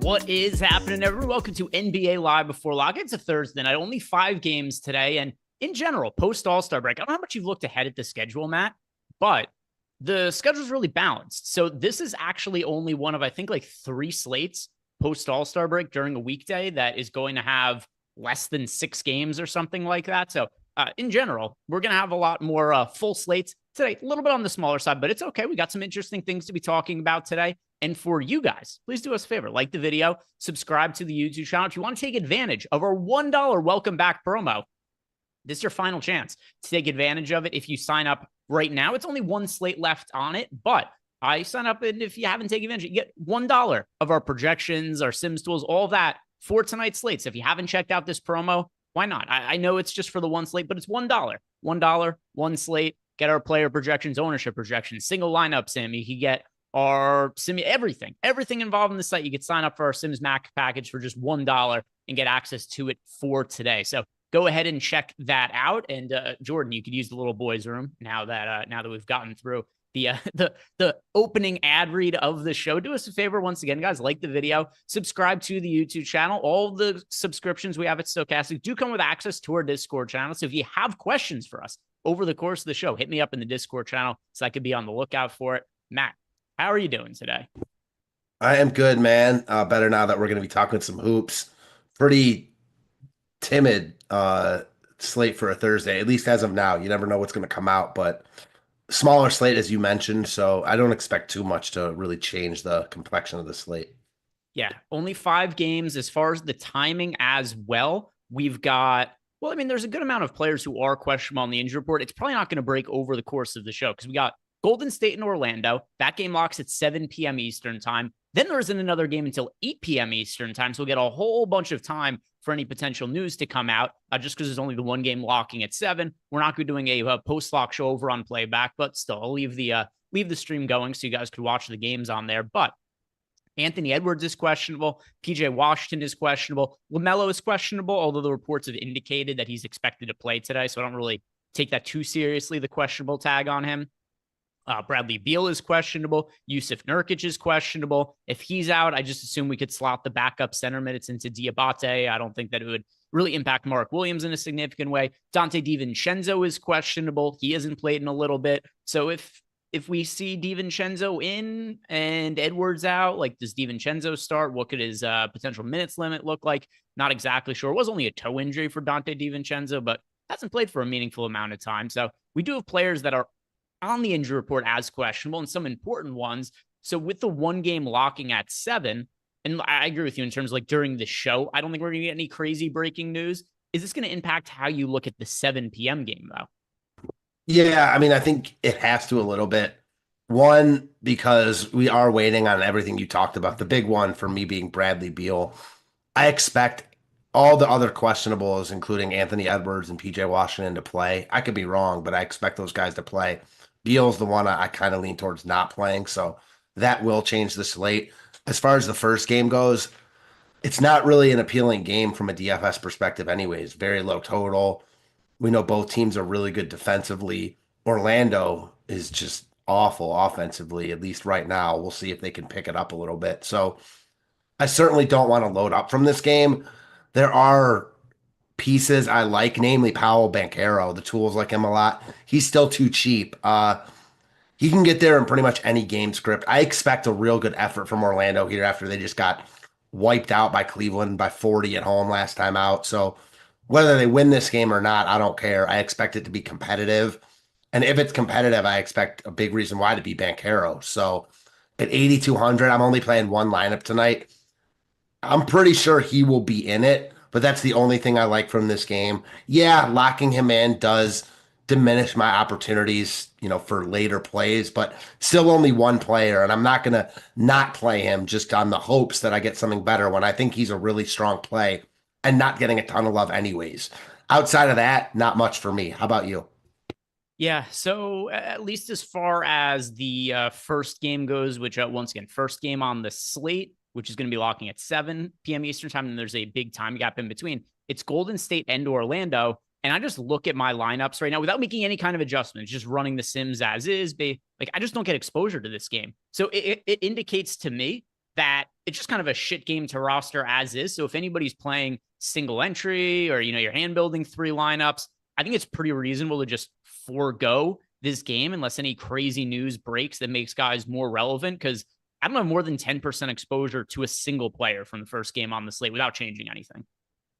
Yeah, I get it. I think that a lot of people are going to do that. I don't think that's going to be a contrarian take at all. I think most lineups in those type of contests are going to not have anyone from this game. That makes me like Banchero even more. Again, right now he's projected to be optimal about 16.5% of the time, projected for 17% ownership. I think it'll be less than that. So that makes me like him even more. Yeah, and we'll go through some of because we're not going to have, in all likelihood, the injury news that breaks during the show. So what we will do, though, is we'll go over some of these injury situations and what happens in terms of leans you and I might have on guys being in or out. And if they do sit, what they might open up in terms of value.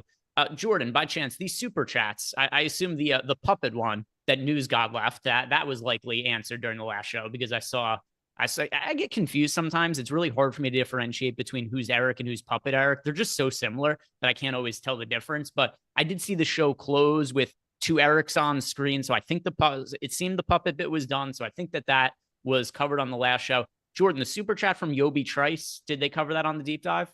Yeah, Eric got to that one.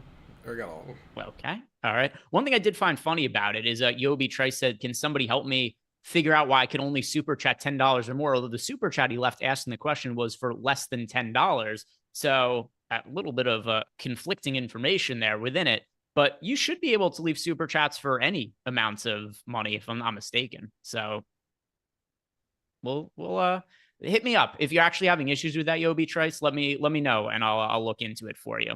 But let's start looking at the slate, beginning with a question here from Coach DFS, which I think is a pretty good way to open up the show in general anyway, Matt, especially considering that we're not going to have to make too many adjustments to things. He wants to know, who are our core DK plays today? And then what would we cap them at percentage-wise? So there's nobody who I'm capping for today.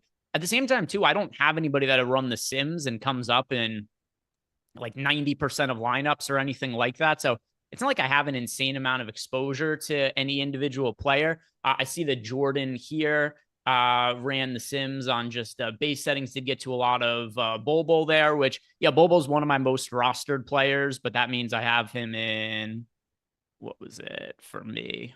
I have Bol in, yeah, about half my lineup, so nothing like too crazy. I think it's pretty funny that Bol last game was less expensive than this, and people didn't really swap to him once he was ruled as a starter. And now, just because he played well last game and the game went to overtime, it's like he's picking like 3x the ownership up from what he had in that other game. So definitely going to be an interesting talking point there. But from Coach DFS, Matt, who do you consider the core plays today? Who are the most important options to you on the slate?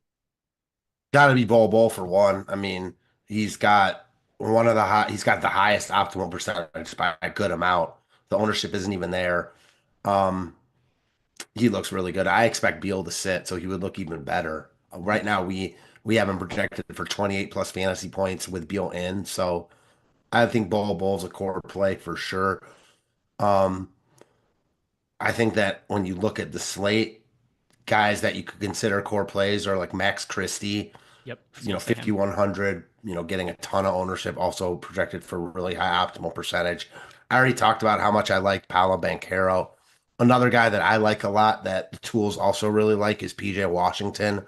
So for me, he's going to be a core play. But again, I'm only playing one lineup, so everyone I play is a core play. You know what I mean? Yep.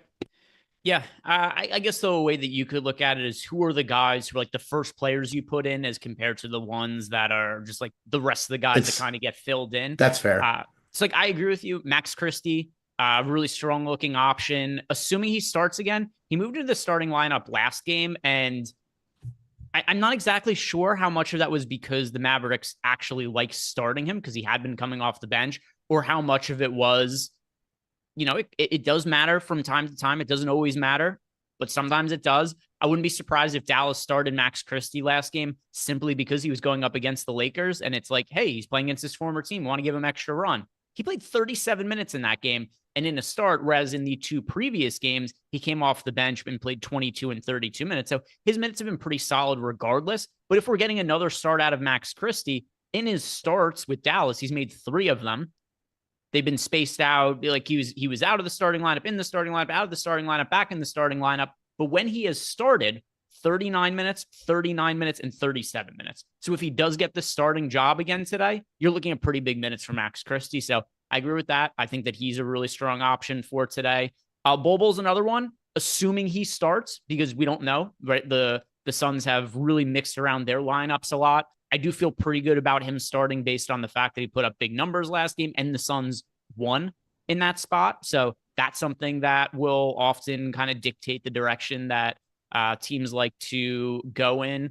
And then let's see, other guys. I'm trying to think who it is that will for sure be players that I like for. Yeah, go ahead. Here's my question to you. Like, if we get a Bradley Beal out, does anyone on Phoenix become like that level, like of a play for you?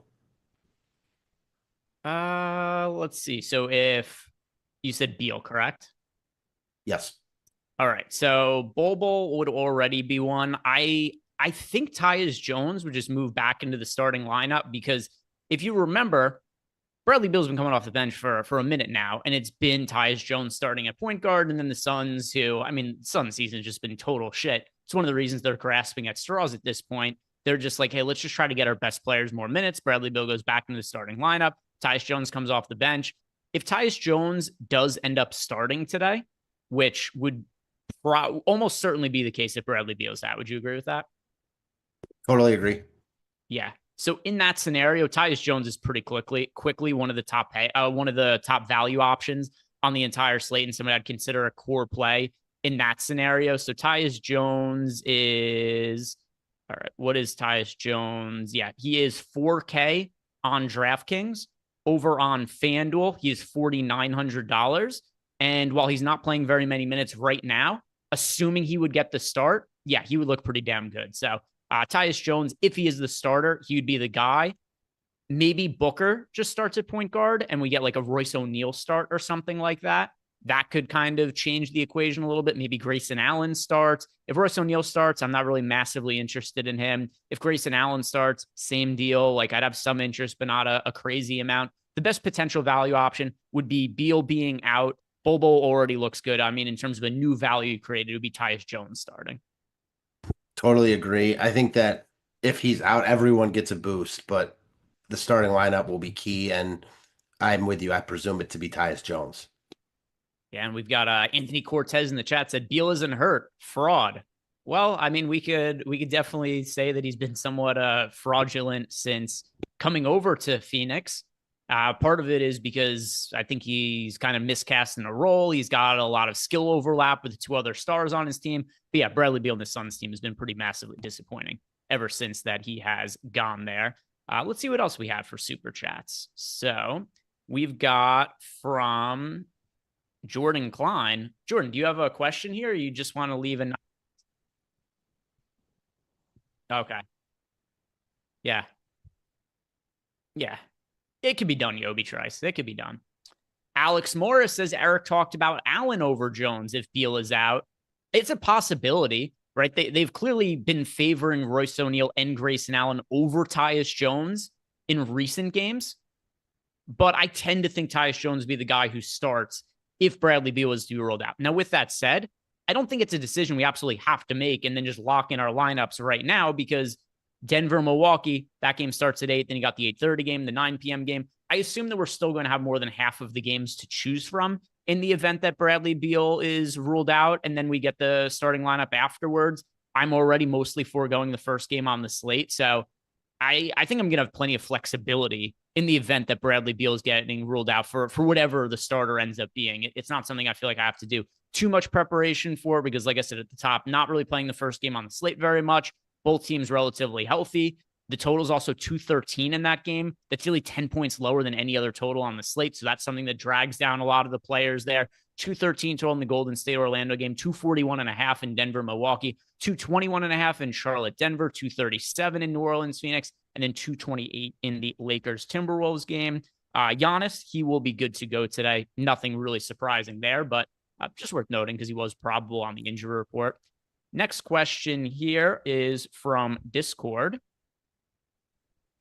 And We have from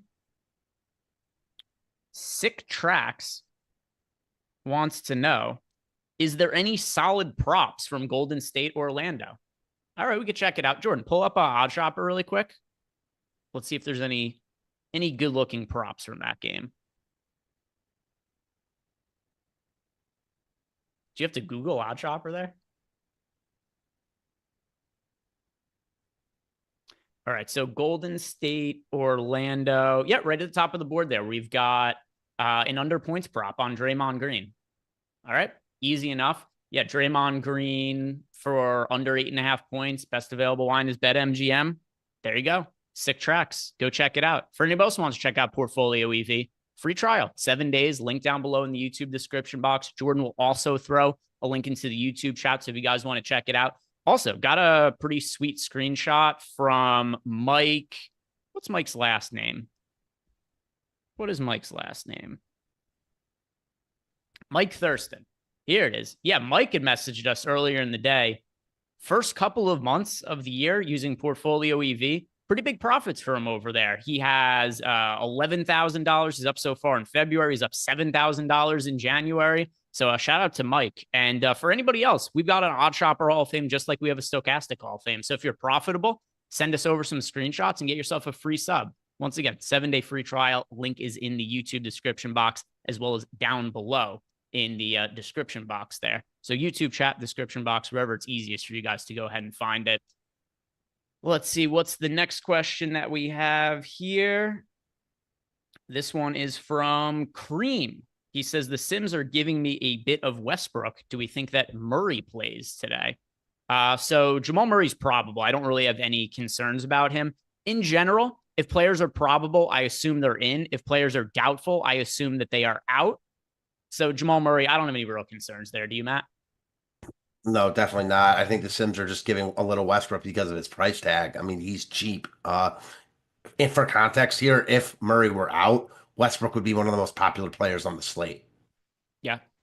Yeah. But either way, not really a concern of mine. Also, keep in mind that today, especially with the players who are on the injury report, what you're getting to now, pretty good chance it's not what you're going to be getting to later, because there could be things that end up changing. With that said, Russell Westbrook, $5,400. If we don't get additional value that opens up later, I think Westbrook's a pretty good contrarian option, Matt. I'm overweight to the field on him. Is he somebody you like as a contrarian play for the day? I do. I think he's a good look. I mean, when you're talking about someone like Max Christie at basically the same price point, getting 40% ownership, I see no reason why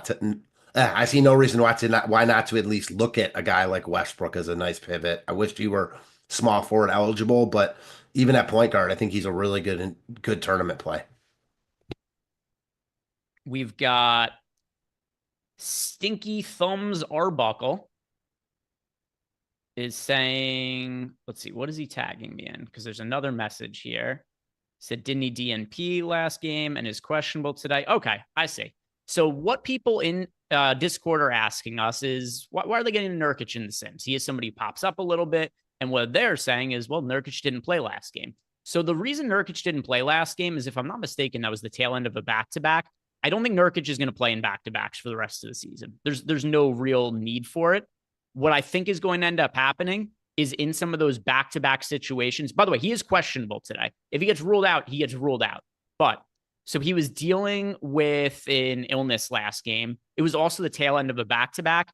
And I just don't think going forward, we're going to see Nurkic play in back-to-backs. I don't think it's by design that he was out of the rotation last game. I think it was more because of circumstance. He started the game before that and played 27 minutes. Now, Mark Williams was out that game, so that's the reason why Nurkic ended up starting. But I do think the rest of the season, it's going to be for normal games. Mark Williams is a starter. Nurkic is the backup. For back-to-back scenarios, I think we'll see Nurkic start on one end of the back-to-back, sit on the other end, and then Mark Williams will start on one end of the back-to-back and sit on the other end. I fully expect Nurkic to play the backup center minutes.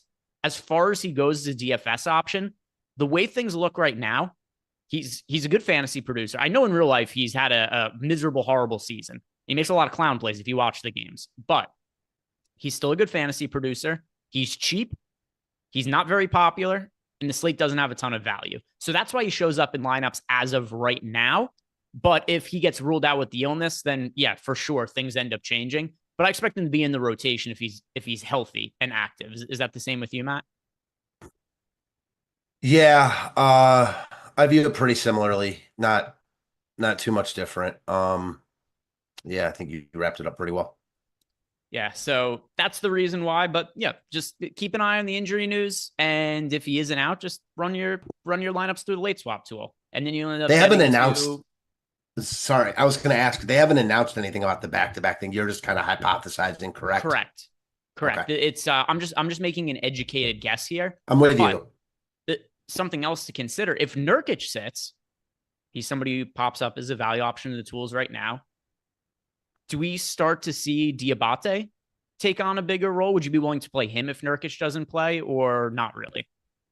Yeah, I mean, I don't think he becomes a must play because it's still like the backup center and he's not dirt cheap, but yeah, I think he's in play if nothing else. I think Nurkic himself looks better in that role, but all of a sudden, if you take Nurkic out, like right now, even with Nurkic, I'm with you on your hypothesis. I think that makes a lot of sense, but we don't know. Maybe Nurkic is just all of a sudden out of the rotation. If he's out tonight, then we're sure who the backup is. So it would provide at least a little bit of clarity.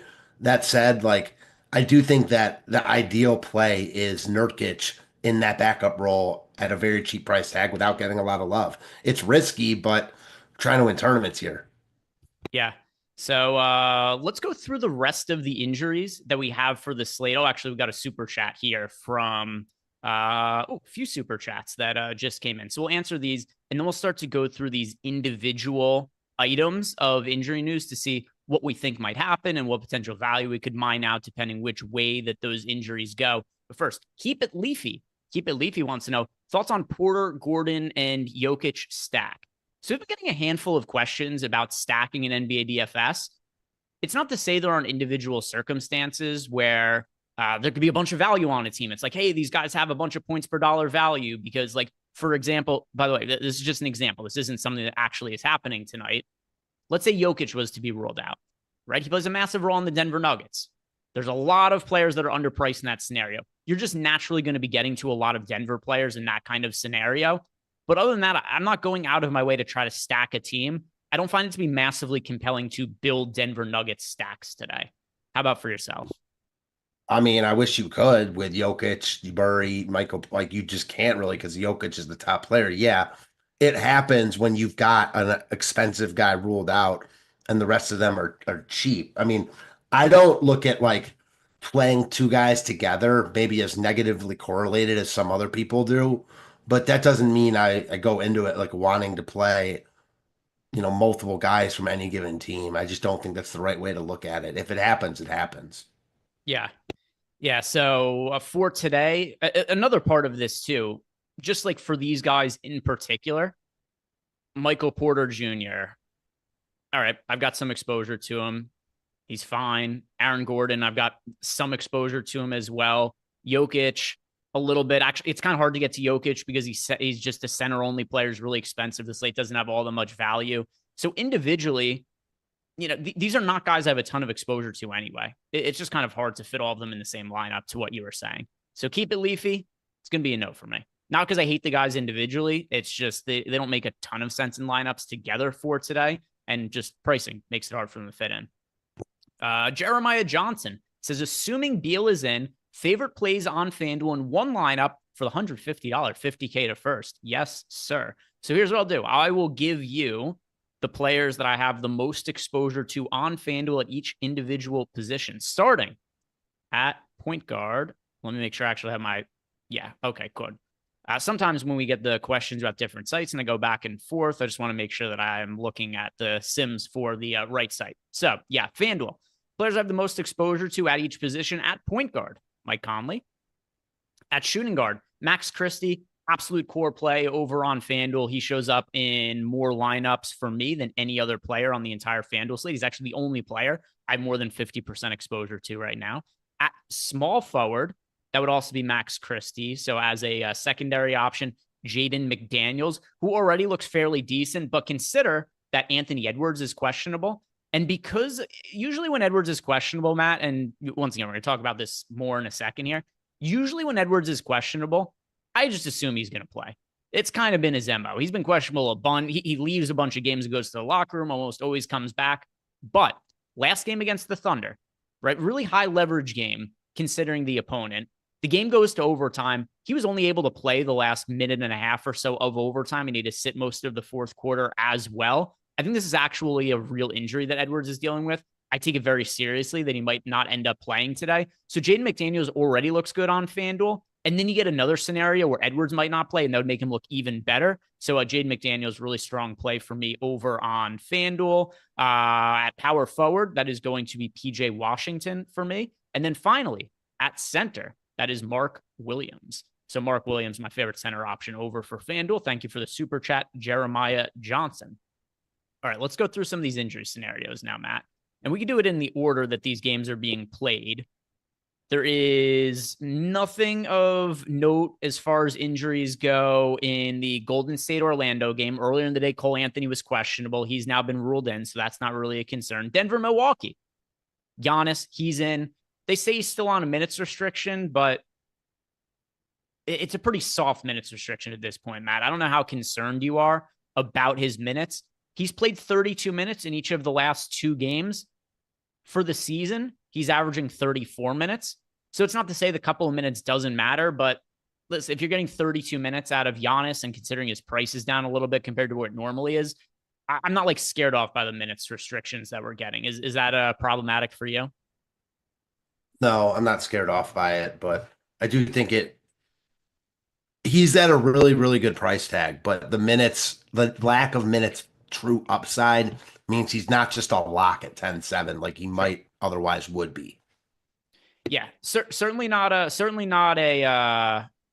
if he was 10-7 on a slate where he didn't have any kind of minutes restriction, then yeah, he probably ended up being like 50% owned or something like that. With that said, he's my most rostered spend up option on the slate.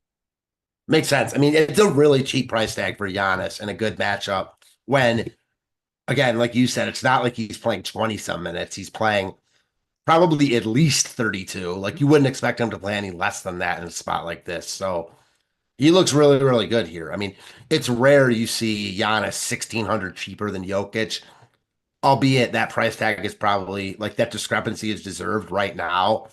Like, I think we'll look back and a couple years from now and be like, this was the biggest discrepancy between them ever. Yeah, I think I agree with that. I'm trying to think about, barring injury or anything like that, it's probably going to be the case. Starting lineup for the Warriors, same as usual: Curry, Podziemski, Butler, Moody, and Draymond Green for tonight's slate. Looking at the next game that we have, so no questionable players in Golden State, Orlando, no questionable players in Denver, Milwaukee, Charlotte, and Dallas. This game has a shit ton of questionable players. We have on the Dallas side, PJ Washington is questionable. We also have Dwight Powell is questionable. Now, individually, Dwight Powell being injured, it wouldn't really mean anything to us. It doesn't matter. But when you consider that PJ Washington's also questionable, if Washington is out and Powell is out, that does take away somebody who could potentially eat up some minutes there for Dallas. So first, do you have a lean on whether PJ Washington is going to be in or out? I think he plays. He played last game. I expect him to play, so I like him a lot as well. I feel the same way. It's the same injury also. I often wonder for some of these spots is this just a clerical error? When somebody was questionable with an ankle injury, they play, and then they're questionable with the same injury the next game. It's just, did somebody forget to update an injury report, or, did an intern not do their job? Did papers not get delivered somewhere? I agree with you. I think PJ Washington plays today. So Dallas side, that's where we're at on that. Charlotte side, LaMelo's questionable. I feel pretty good about him playing. You? Yeah, I mean, seeing that he attended the shoot around makes me inclined to say he plays. I think that's just the best assumption to make, although I don't feel great about that. As good as you, I should say.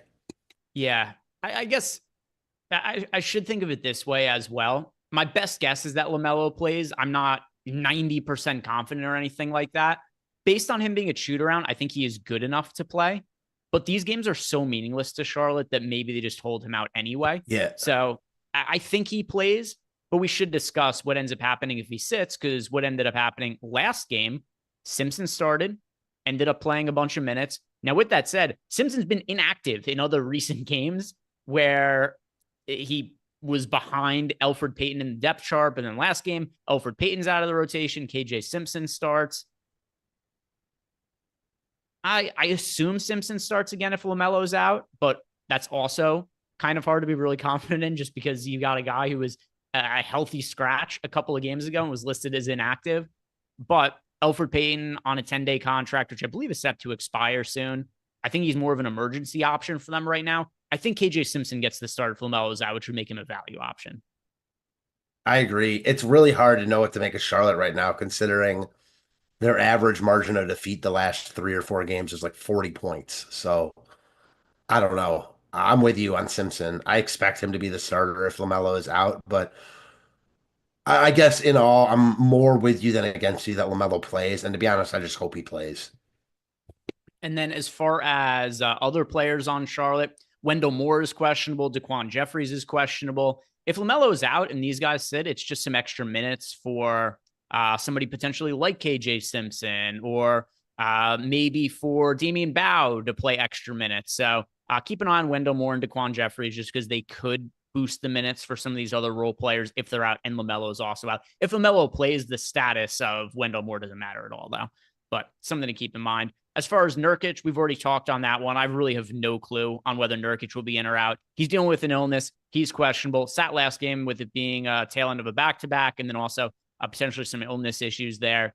If Nurkic is out, I just assume, like I'd said before, I think Diabate just takes the backup minutes that Nurkic otherwise would have been playing, and then you get like 28 minutes to Mark Williams, 20 minutes to Diabate, something like that. I'm with you. I do think that, like, if Nurkic is out, it makes me like Mark Williams a little bit more. And then also, the more Dallas big men are out, it also makes me like Mark Williams a little bit more.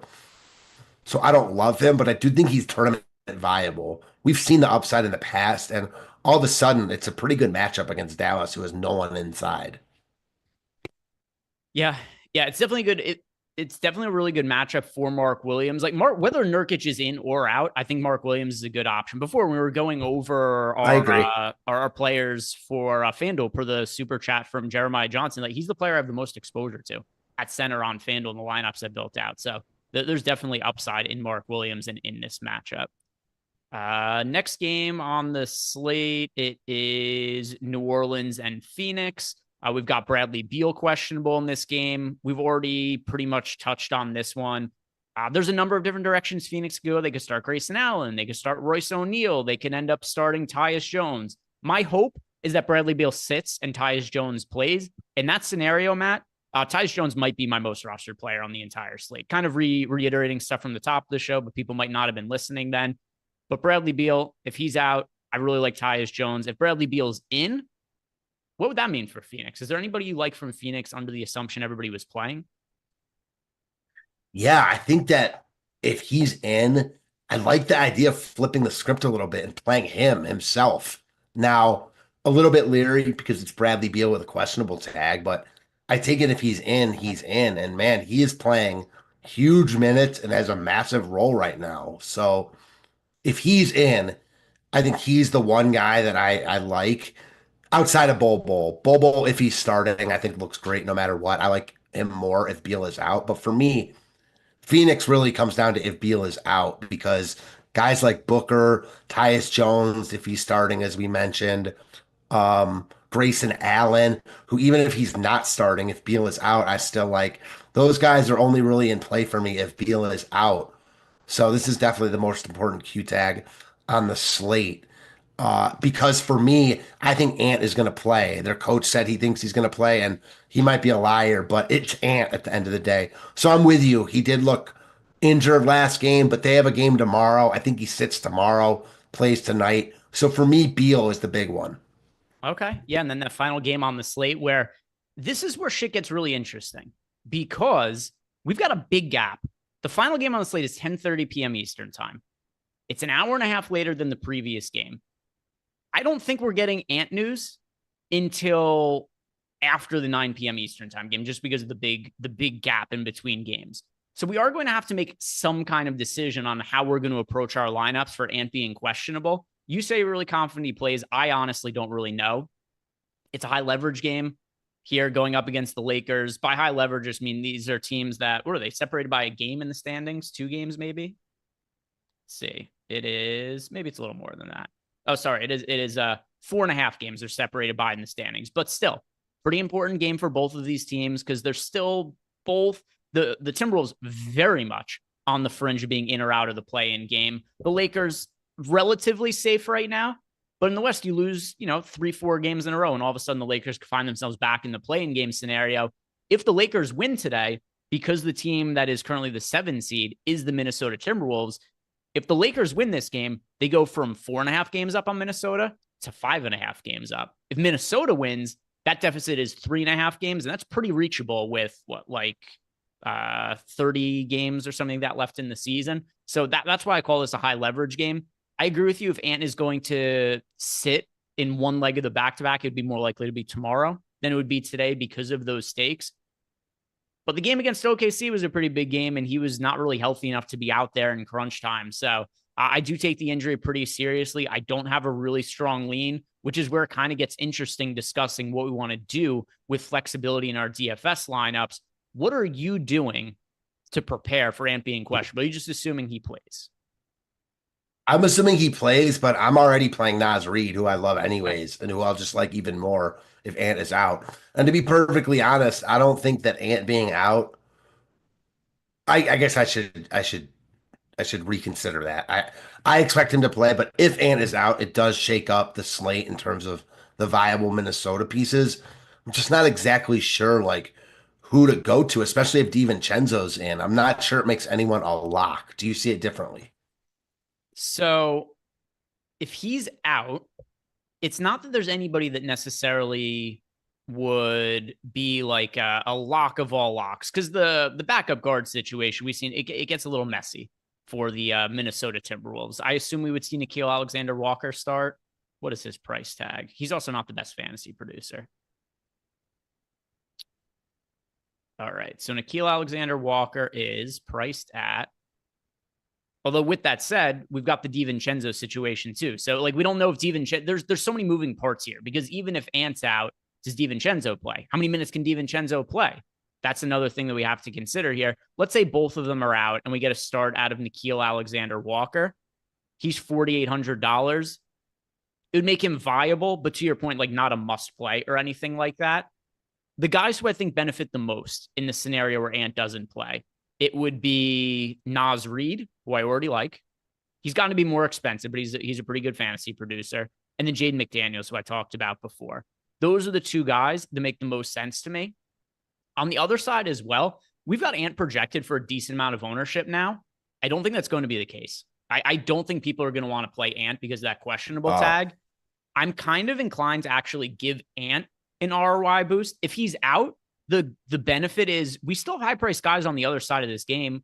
If it means that you have to find a way to swap onto Luka or find a way to swap onto LeBron, it's not like I'm mad that I landed on Luka or LeBron because I couldn't play Anthony Edwards.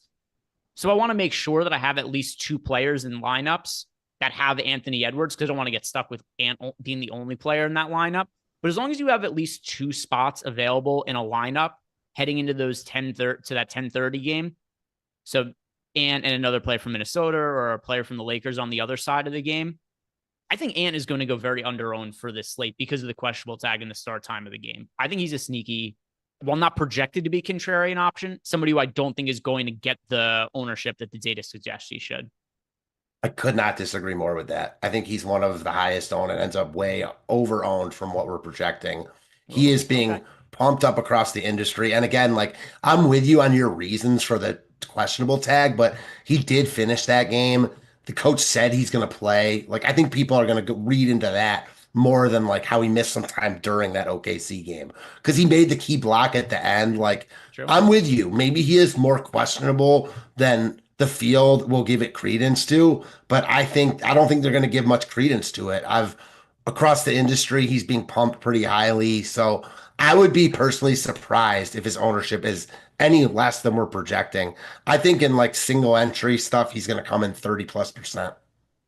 Yeah. Hey, I could definitely be on the wrong side of this. In general, I tend to assume that questionable players in later locking games are just lower owned than what it is that they're projected to be.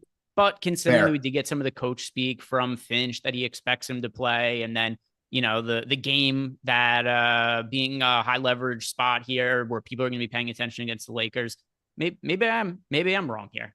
Maybe I'm wrong. Doug Geely says that I'm on an island thinking Ball plays and Edwards sits. I didn't say I think Edwards sits. I said I don't know. I'm not confident that he sits or plays. Yeah, I think the changeup is that usually, like you said, with Ant, you almost always expect him to play, but this time it's a little bit murkier. And I'm with you. Like, I think it might be a little bit murkier. I do think that the spot in LA against this Lakers team, again, when they play tomorrow, I don't expect him to play both those games. I think he plays tonight, doesn't play tomorrow. Maybe I'm off. You know what I mean? Like, we're just making the best guess we can. We're just talking it out. Ready for nonsense. Did not expect this to get this news right now. PJ Washington was just ruled out, Matt. So wow, he was someone I liked. I'm happy. I go on my rant about the injuries from before. Do I not look like a moron now? Well, this is what I'm talking about. At the end of the day, I could be as strong-willed as I want about whether I think Ant's going to play. I thought PJ Washington was going to play. So, like, I have no idea. It's just really, we're just talking it out and making the best guesses we can. I'm happy we got that news now. Yeah. So this is something that we are definitely going to be having our projections updated for in a second. We'll put them on screen. Don't forget, I know the slate starts in 13 minutes, but final call for you guys. If you want to get access to our projections and our late swap tool for today, that $1 deal, it's still going to be good until the end of today. So you got 12 minutes to claim it. If you haven't already, get access to our player projections, ownership projections, late swap sims for today's slate. And when we get that PJ Washington update, we will definitely be bringing it to you guys right here. PJ Washington also, maybe this is related.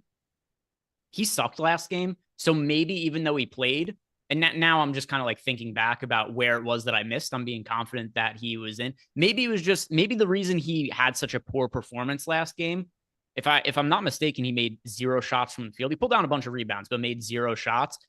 Maybe that was related to the ankle injury, and that's what led to him being held out today. Either way, he's out, Matt. I was wrong. You were wrong. I came out looking like a bigger idiot because I said maybe it was a clerical error. But what do we make of the I forgot about that. I forgot about the clerical error. Hey, I'm massive. I forgot it was about him. I got my face. I look like a massive moron here. I totally forgot you said that about him. And yeah, I mean, that one just not out of nowhere because he's questionable, but he was definitely one when they're questionable with the same injury that they've played on and didn't have to leave the pass game early. I expect them to play. Like, you're right now looking back on it because I played him that night and he was not good. He made 0. He scored 0 points. Like, sure, maybe that was the reason why. What does this do for you on Dallas though? Because it's a good matchup against Charlotte. Like, man, they're thin up front. Yeah, I mean, I assume because he's been ruled in, I guess Dwight Powell starts and just plays limited minutes. Boy, this is going to be a small lineup. I'll tell you what this makes me like a little bit more. I think Mark Williams is going to have a massive size advantage against the front court of, it was already going to be a big advantage for him size wise. Now, even more so against a smaller Dallas front court. Like I said, I think Dwight Powell starts, but I think we get limited minutes out of Dwight Powell. Other than that though, I don't have like who's going to play center minutes for Dallas now. They've got Dwight Powell. Does Moses Brown play? I guess they did just sign Moses Brown. I'm thinking him, Omax, Kessler, Edwards, like some combination. It's good for Max Christie rebounds. What is the? I think it's real good for Max Christie just in general. $3,500 OMP, Olivier Maxence Prosper.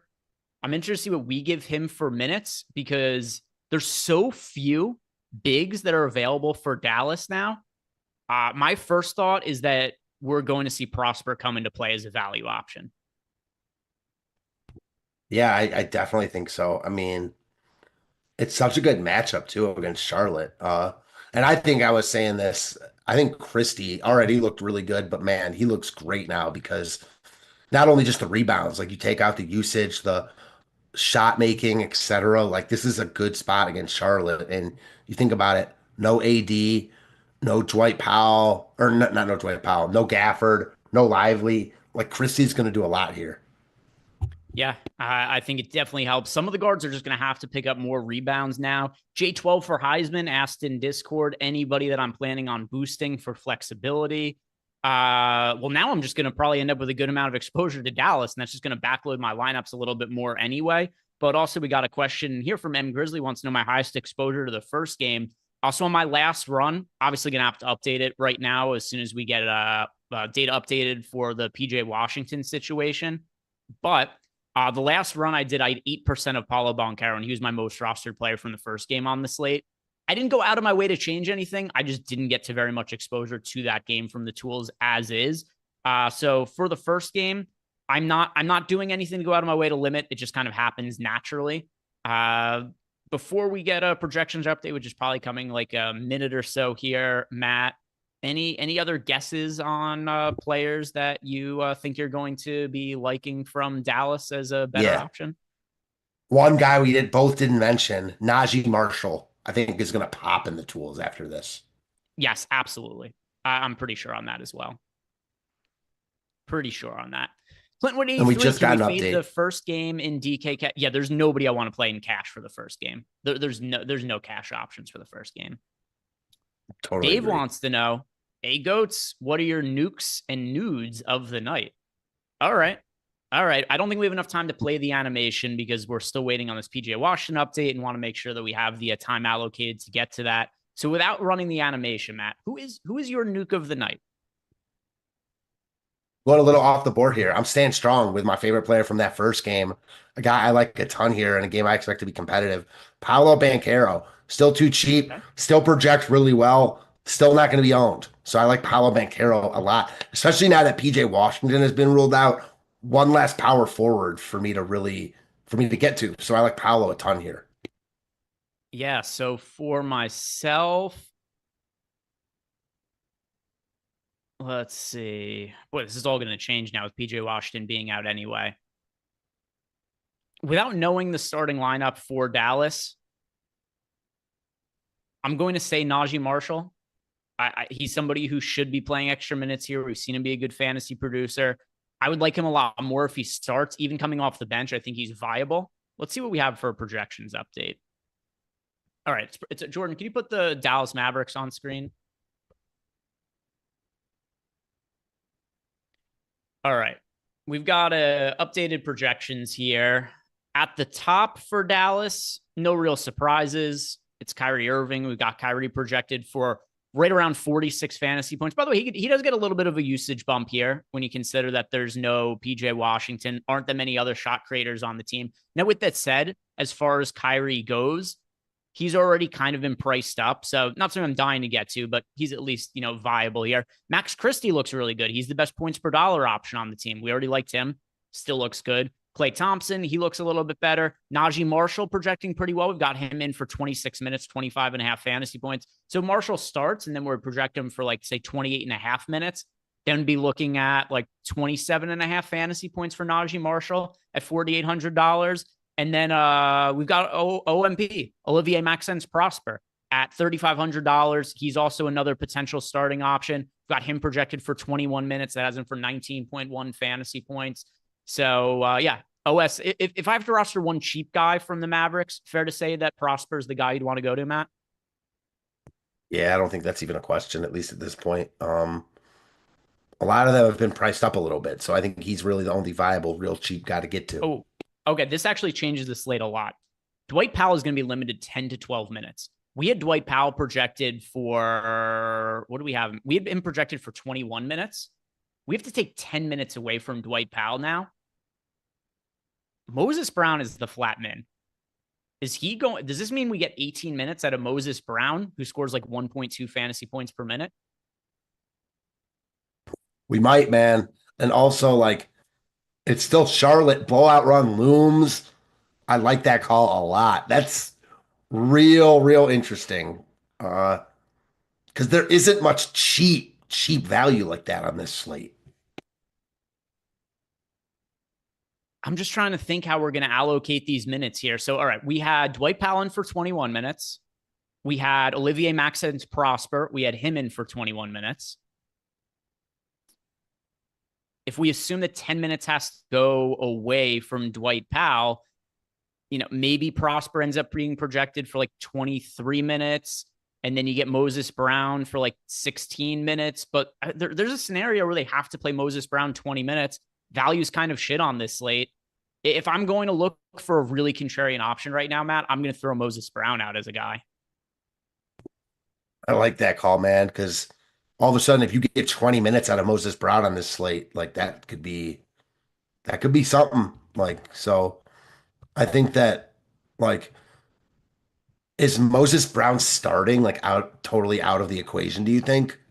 No, I think if you look at the available players here, like I thought Dwight Powell was going to start just because he was a big body to match up against Mark Williams. But we just found that Dwight Powell's playing 10 to 12 minutes today. I guess he could still start and just play 6 minutes in the first quarter and 6 minutes in the third quarter, and he still matches up against Mark Williams. I think what's more likely, though, is they go in a different direction for the starting lineup, and that would be either Prosper. It would potentially be Moses Brown here. I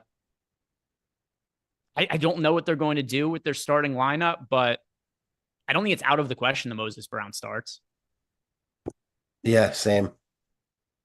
Any other final thoughts on the projections update that we have there for the Mavericks? No. I think it boosts Christie, who we already liked. Kyrie looks good, but I still don't know if Kyrie looks better than like the other guys in his range, like Ant, Booker if Beal's out. He's competing with some tough guys right there. Can you go to Jordan, go to our starting lineups page? I'm curious what we did for the projected starting lineup now. Go to Dallas. We didn't even put a center in. So I see somebody in chat say Kessler Edwards is already expected to start. We need an additional starter here. So what we have here is we have Kyrie Irving, Max Christie, Klay Thompson, Kessler Edwards projected to start. We've got the center spot just open right now. For the notes from the data team, PJ Washington was ruled out. Kessler Edwards and Najee Marshall and Prosper will pick up front court minutes. Yeah, I'm really interested to see I think there's somebody I'm really going to like from Dallas. Whoever that fifth starter is, it's somebody I'm going to like. Yeah, I'm with you. I think that, if nothing else, this just confirms that you don't want a lot of exposure from the early game.